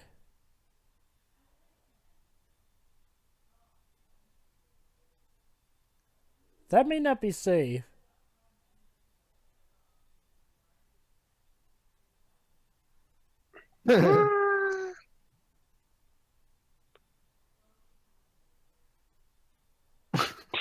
I'm not sure where that expression came from, but okay. Whee! How do I get down? Oh. You have an umbrella. Whoa.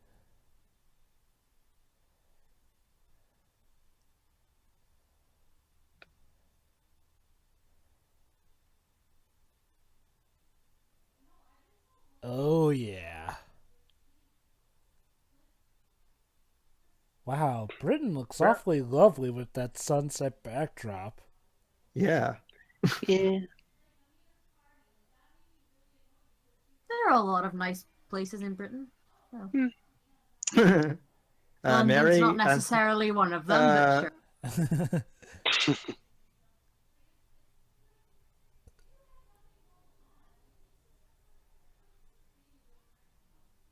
Well, her father did ask for a drill sergeant. 1, 2, 1, 2.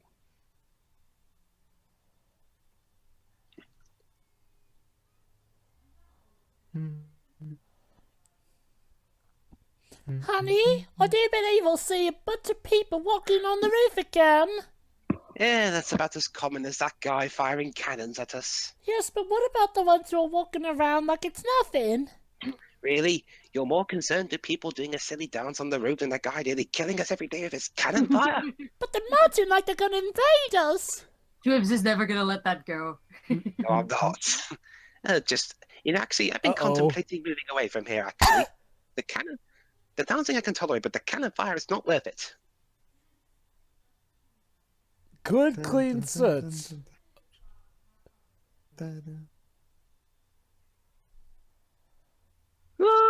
Oh, I thought they could Okay. jump off to their deaths or something.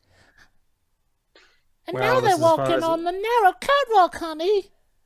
So But I what now? can't see the view, the thing's in the way. Oh, And now we create ourselves a smoke stairway. Meanwhile, their father's still stuck in Honey, the they're bag. walking on clouds. Oh, yes, sure. Next you'll be telling me that people. Next you'll Yuck! be telling me that birds will sing. But they're singing right now. Feed the birds, honey. tuppence a bag. And now they're on top of Big Ben. Mm. Da, da.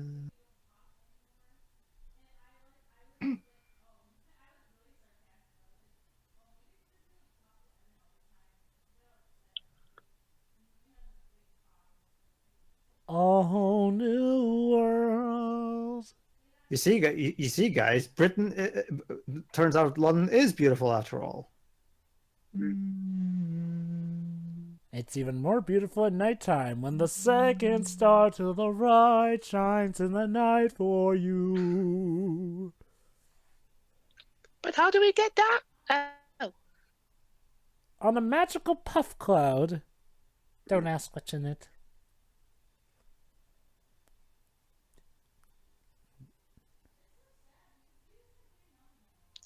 Wow, the song's actually sung by an actual Brit this time. Oh, never mind. There, Dwibs. There. Bloody Van Dyke. Yeah, for a second, I thought they were going to get sucked into the thing. The chimney. Mm. Oh, Hello. Where did y'all come from? Well, they're this, Fort's pals. of course, this is a thing that happens in Britain. It's time for a dance number. Quite possibly my favorite dance number in this movie. Yeah. In terms of dance choreography, this is definitely the highlight. Chimney time. Stepping time. And it's a patter song. What? A patter song. You know, like, I am the very mother of a Mother Major General. That kind. Ah, yeah, that one. It's sort of, I think of it like a British rap. Only old-fashioned.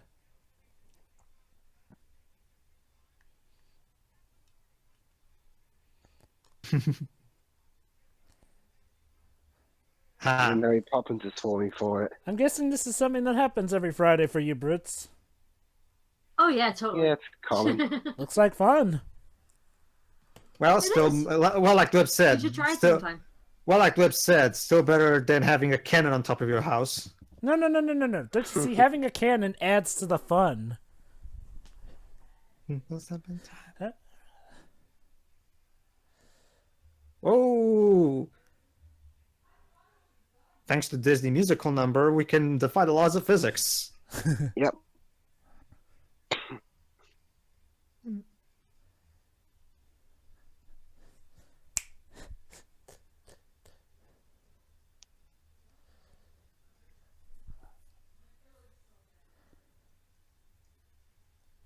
Now, watch this. The Dick Van Dyke clones do that.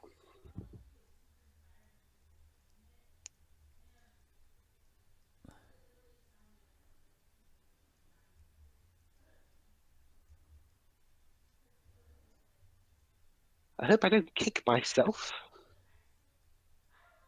Would you rather kick yourself or fall to your death?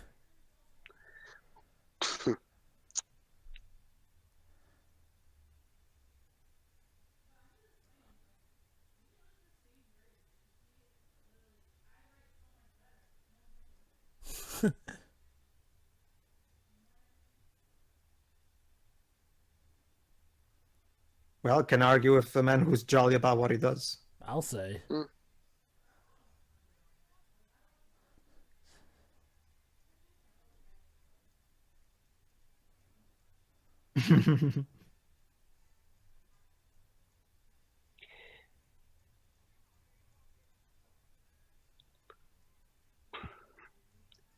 Be careful not to get your clothes all dirty. Too late. She already got soot on Yeah, herself. she's already kind of dirty.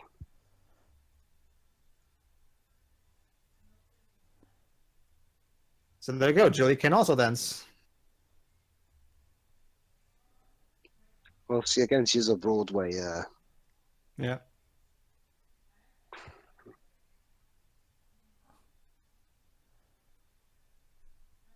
Hello. She will... Julie Andrews would then hold the record for the most spins until Michael Jackson's Moonwalker. And Casino Royale.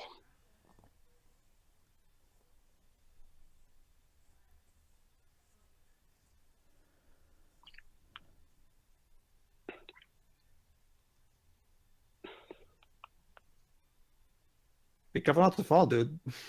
It's okay, we've got the luck of the Irish on our hands. And don't worry, I've got millions of clones. I'll use a backup one if he falls. That's what stunt doubles are for. And shadows, too.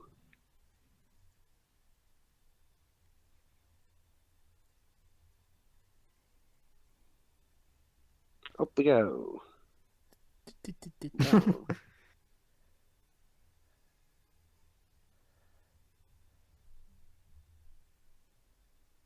Oh boy. Oh no. Why did I think this was a good idea? Because it's all for the entertaining. Ah, we're fine. Fooled you.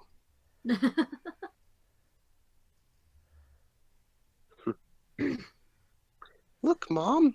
One hand. And now... No hands. Oh, feet.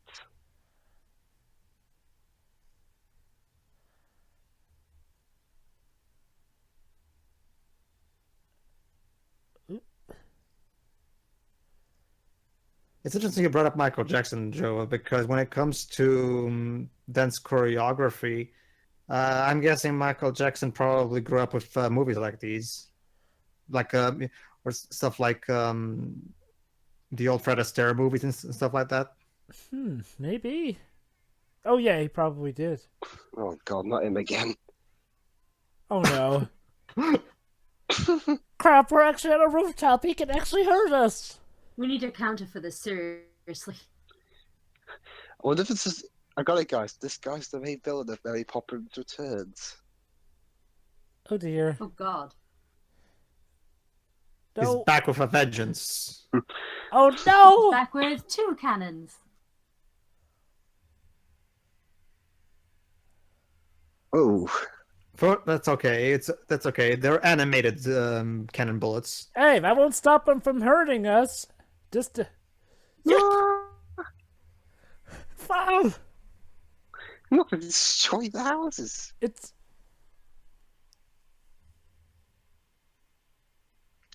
And I love how she's just casually walking away. 4! Oh no! Right back at you. Oh, that actually did hit a house. It's a good thing animation can't destroy live action stuff. Unless you Lucky drop a boy. piano on someone's brother's head. True, yeah. It's okay, we're safe now in the...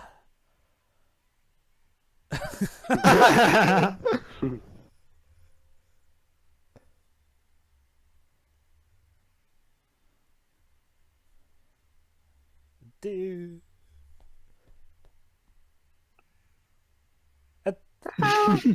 I'm being pursued by chimney clones. Whoa. Well, she's into it at least. Wait, I love this.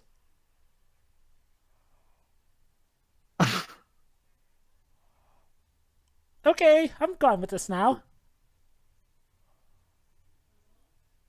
Well, at least you can bet that your kids aren't high.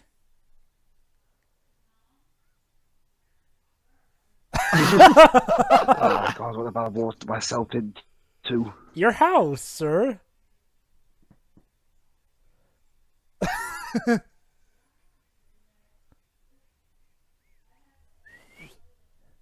Time to go. Time to finish Stepping the time. song. Yeah. Hello, Governor.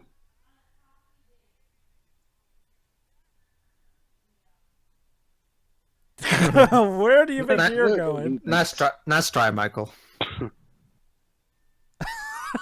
And that's phase 2 of him losing it. Yeah, that's hands down my favorite part of the movie. The choreography is beyond stellar. Like, it's so good. Yeah. And the policeman is just, nothing to say here. Yeah, I've rehearsed this millions of times. Well, yeah. Could you imagine how many takes they had to do to get the choreography just perfect? I know, right?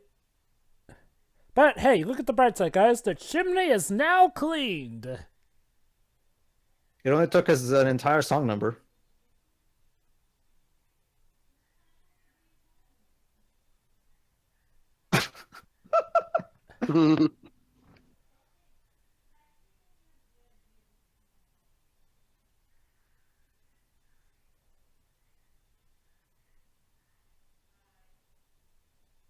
Yeah.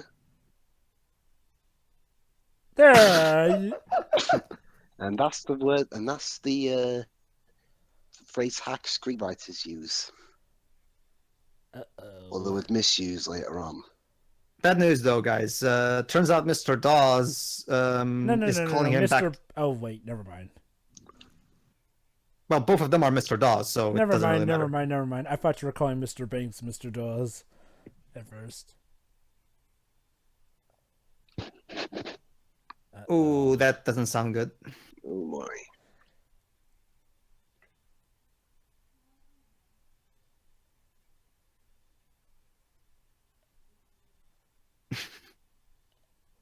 He's getting the sack, can he? Well, to be fair, his son kind of in the middle not only soured his honor, but kind of cost the bank a good portion of customers and may have got them arrested on several accounts.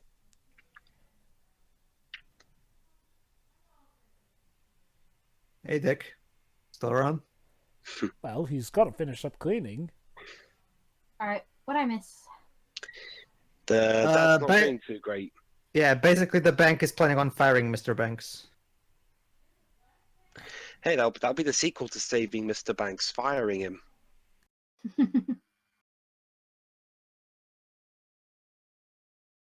Now, I actually can feel sorry for the guy, though. I mean, yeah, he wasn't the best parent, but he did actually He had good. try. He had good intentions. It's just that he went about it the wrong way. But he was the provider, so you know. Yeah.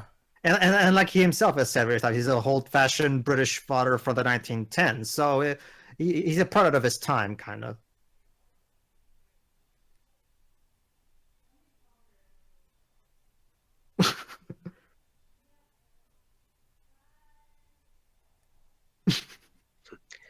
Why do you keep switching in between singing and not singing, sir? He secretly wants to be a rap artist. So yeah, my life was just fine and orderly, and then this Mary Poppins comes in and ruins everything With with her happiness and her compassion and her singing and her... And yet it seems to be changing me.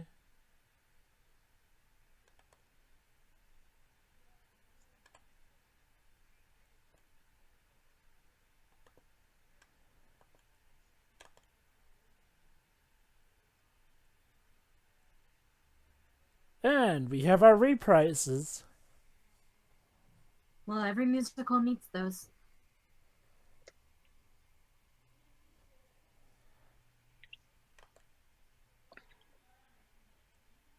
Higgledy-piggledy. Now that's an actual expression. Wonder where I've heard that before. Thimbles?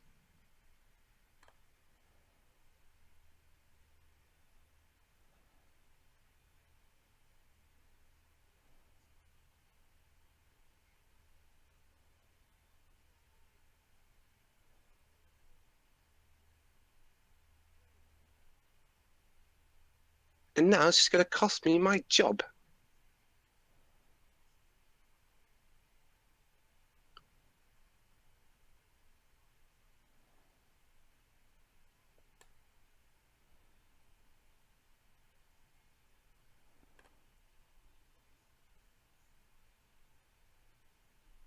I haven't been the best father, have I? He's having an epiphany right now. Yeah, the actor does a really good job in portraying his conflicting thoughts just for the facial acting alone.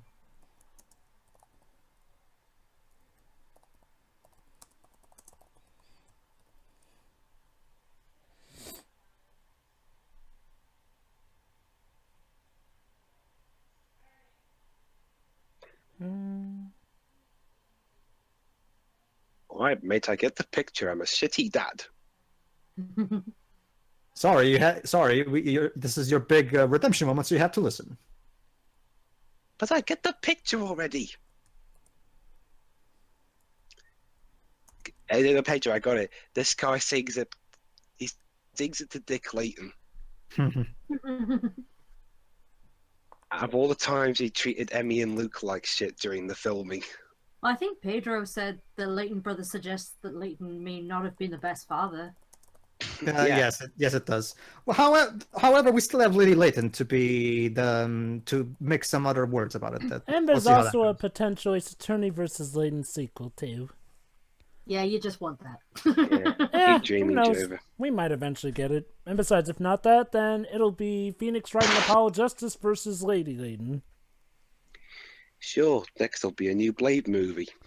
Well, I thought because they were the kids, even though she's not that's biologically one. related, I thought it could be Leighton and Lady Leighton and Trucy. So yeah, this Oh, is that would this- actually be a good idea. Anyway, let's get back to this. This is the act that finally moves Mr. Banks. Michael gave him his tuppence. To make It's just- amends. Yeah.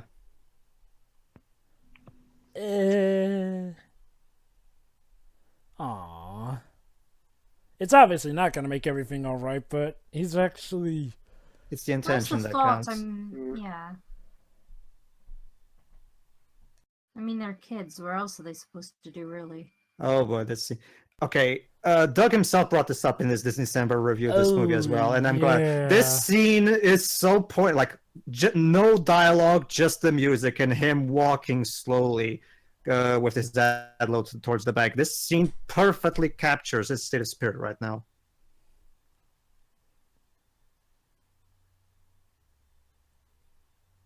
All alone. Well, things could have gone better in my life. Nothing's perfect.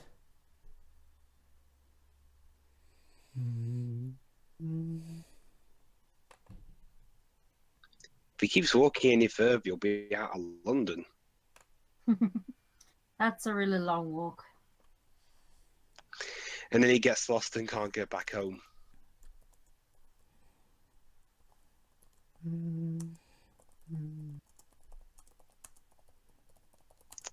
So either I'm going to get a raise or I'm going to get raised out the building. Looks like the latter.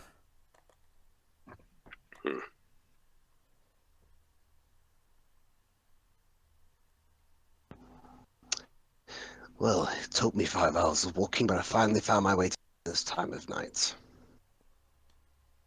London's creepy when everyone's gone. But the music is so Yeah. heavenly. Yeah, so don't worry, Joe. I'm sure someone won't try and use that in a stupid way later on down the line.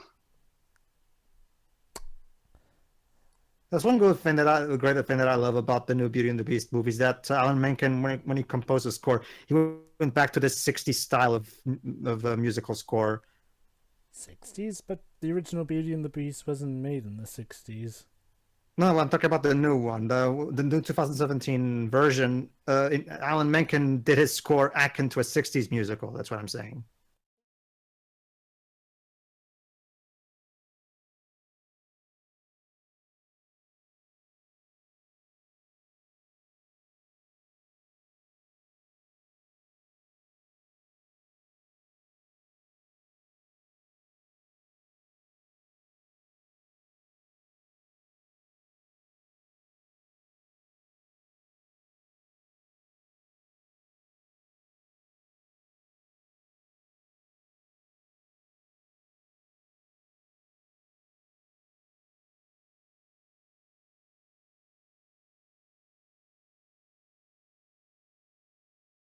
And now for the Walk of Shame.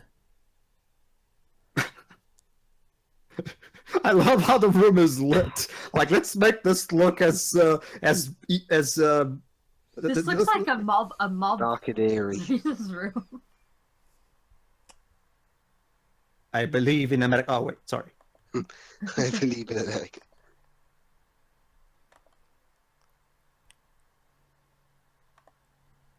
You're fired. Get out. You're fired. Oh goody, you're gonna tell me the whole history of this bank, aren't you? Oh, They wasted all of it.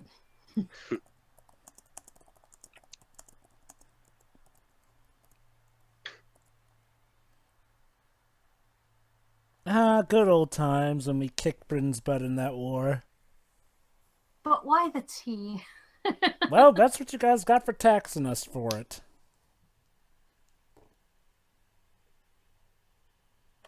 Yeah, there you go. The loan was defaulted. No point in crying over it.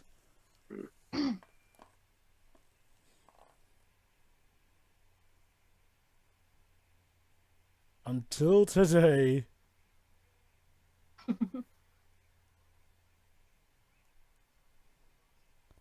Yeah, that's a thing. If your kids acted out of turn, you would get the blame for it. Well, you're responsible for it. Well, yeah, what do you say? Yeah.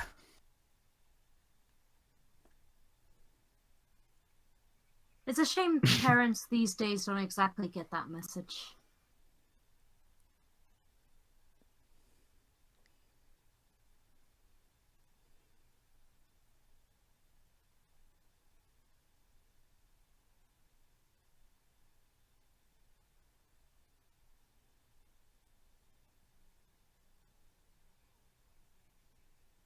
Dang. The umbrella too? Jeez. And the hat as well?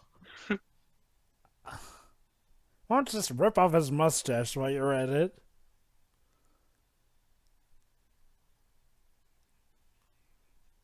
Oh, he does actually.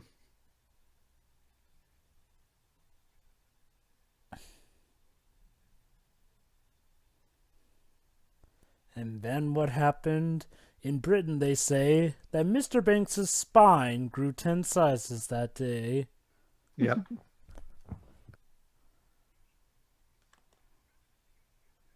There you go. And now he's high.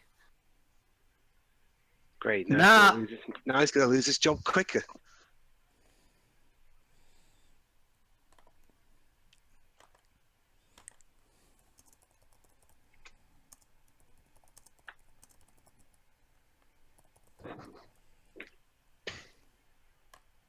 Ooh. Oh, yes. It's too early for it in the morning for the.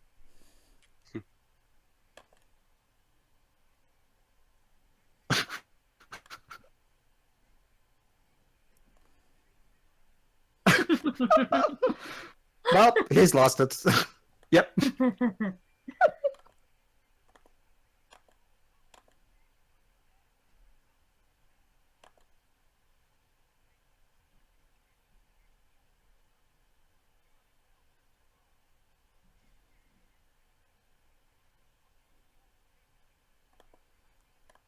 Well, he will do that eventually in Bedknobs and Broomsticks.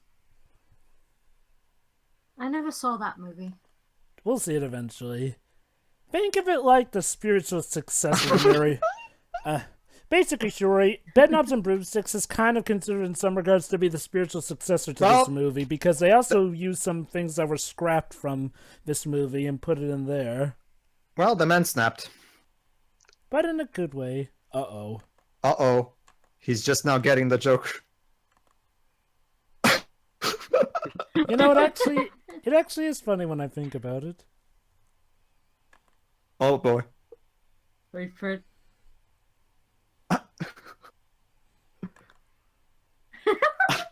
It's been so long since he laughed, he's out of it. Shiroi, it's funny you mentioned that. Oh no, my father's gonna. No. And now the winds have changed. Ha.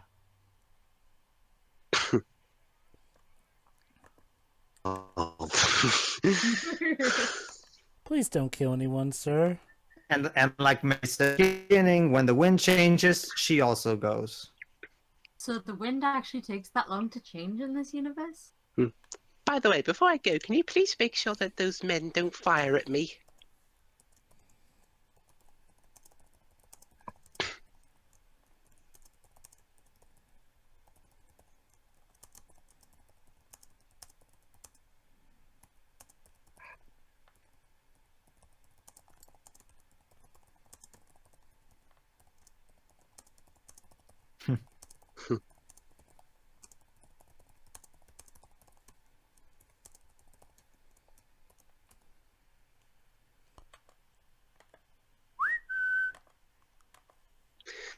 So they got no job, he's got no way to pay for the house, so Mary Poppins has essentially made their life worse. Hold on, the movie's not over yet. Oh, right, their father... Oh, my dear... Oh, yeah, that's right. Their father's also gone missing. There he is. Who It else sounds sounds too like happy him? to be him, Mom. You know what's ironic is the fact that this is sort of how the movie began, only it was them looking for the kids. Oh my god, he's drunk again. But he hasn't been drunk before. He has. 5 years ago, remember? Oh, God.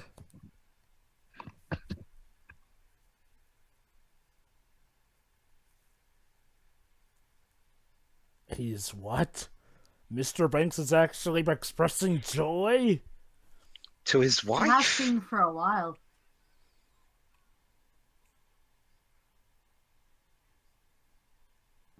Oh, come on, maid. Can't you be happy at all?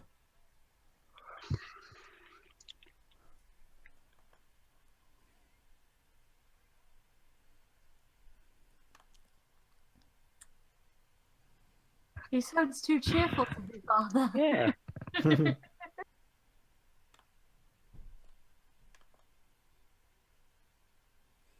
Well, the winds have changed, and that's how my rules work. Don't worry, I'll be back in 25 years. There are other children who need my help. Just 25 years, of course. There you go. He fixed their kite. And now we're about to be coming to this movie's crowning song. Or in film production sense, 54 years.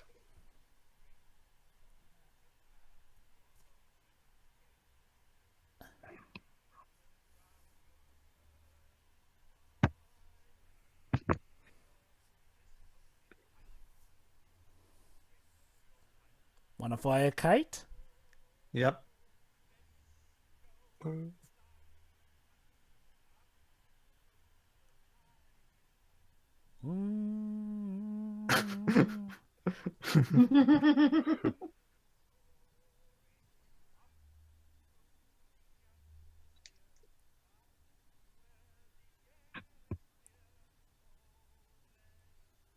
I love how the guy in the background The is also police, yeah. Yeah, the policeman is also.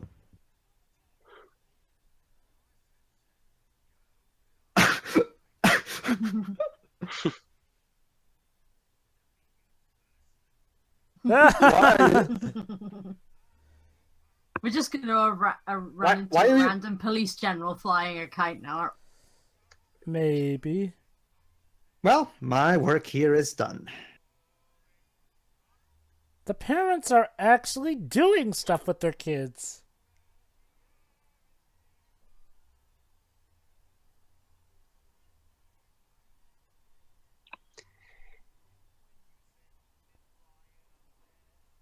Of course, he's also a kite seller.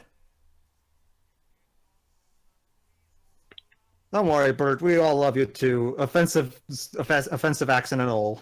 Yeah. Indeed. It's honestly part of the charm. The character's amusing. And even Dwiggs has gotten to the point where he's able to accept it without groaning. I'm still going to mock his accent, though. Go ahead. By all means. And Sunday... Me and my mum could never fly those things. I don't even know how you're supposed Oh, wait, to. hold Hold on, on. listen to this.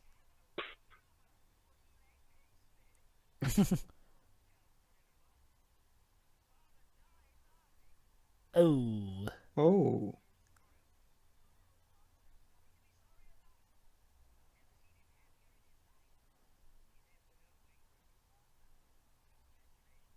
And now he gets his job back. Well, and- he gets a job back and he's promoted. Yep. Sweet. Although at the expense of his manager's death. Well, like like the son said, he died happier than he ever was. At least, so at the very least, he actually kind of. But Mary Poppins directly caused the man's death. Well, would you rather live your life miserable or die?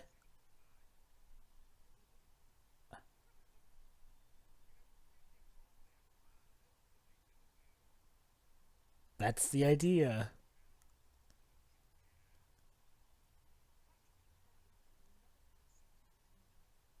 And there you go.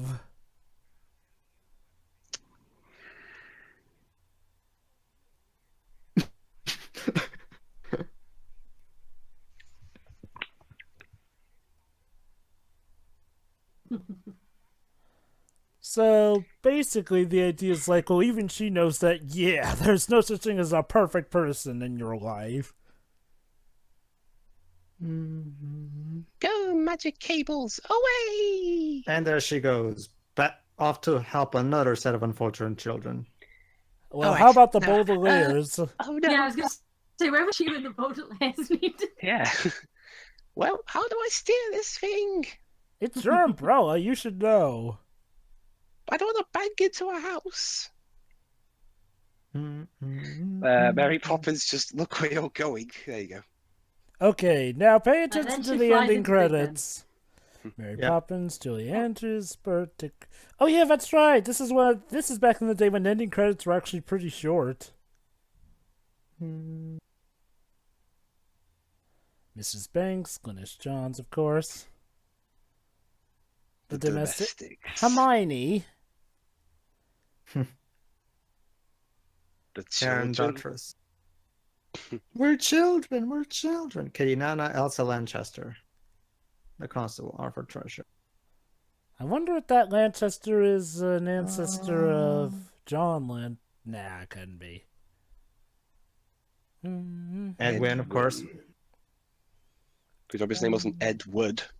Jane Oh. Darwell. Mr. Dawes Jr., Arthur Mallet. Of course. Mr. Dawes Sr. Navi Kid. Wait, hold on. Let's do this. And then... There you go. There we go. Dick Van Dyke. Yeah.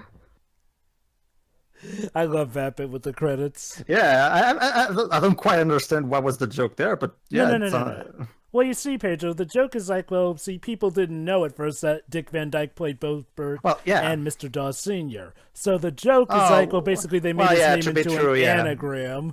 Well, yeah, now that I think about it, this is way before. This is back in the day where the end credits were the only way people had of knowing who the actors were. So I guess that makes sense. If this was the internet, if this was released today, people would know even before the movie came out. Yeah, I mean nowadays people actually based plot points on the fact that people are the same actor as this or that. But yeah, that was Mary Poppins. Oh, sorry, you go. Can I go first since mine is short? Go ahead. I enjoyed it. There you go. Nice. Nice. All right. Shuri? Go ahead, Shuri. Oh, Since you okay. actually, I remember you telling me that you didn't like this movie as a child. So how about now? Well, no, I already knew before going into this commentary that I would, because I still remembered it, like through my life. So I wasn't sure why I didn't enjoy it really, but it's a wonderful movie. The music is amazing. I mean, the way they film it, like even with somebody it's amazing. Even with some of my site, the way that they went about this, I could actually see a lot through the characters' eyes, particularly the father's, which is something I'm not usually able to do. It's a really funny movie. It's hot. Like a lot of these songs I've always remembered too. So The Sherman Brothers were genius songwriters. Childhood me is a bit dull, so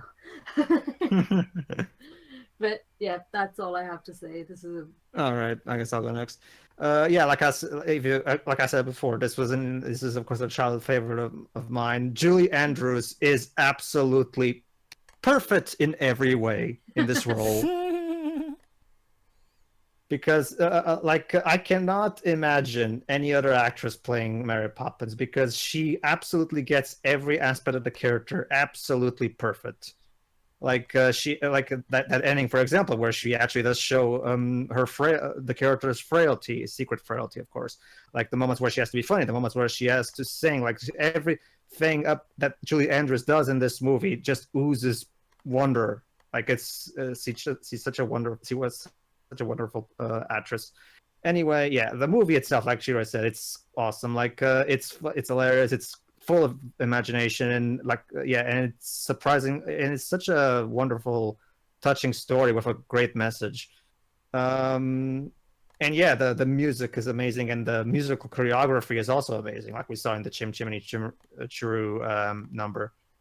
It's regarded as one of the greatest classics of American cinema, and for a very good reason. This movie, to this day, still oozes wonder and charm. So 10 out of 10, 5 stars out of 5 stars, whatever. Go ahead, Jova. Yeah, nice, wonderful, funny movie. I definitely have a bigger appreciation for the entirety of this movie now. But yeah, the animated section was fun, but yeah, I do like how this movie isn't exactly all black and white morality either. And goes to show how both sides, both the kids and the parents, could stand to be better to each other. It's nice, it's simple, it's charming, the acting is wonderful and delectable. Yeah, pretty good movie. Pretty great movie. Wonderful Indeed. movie. All right, everybody, tune in for The sequel, or Nanny McPhee. Yeah. See you then. See ya. See ya.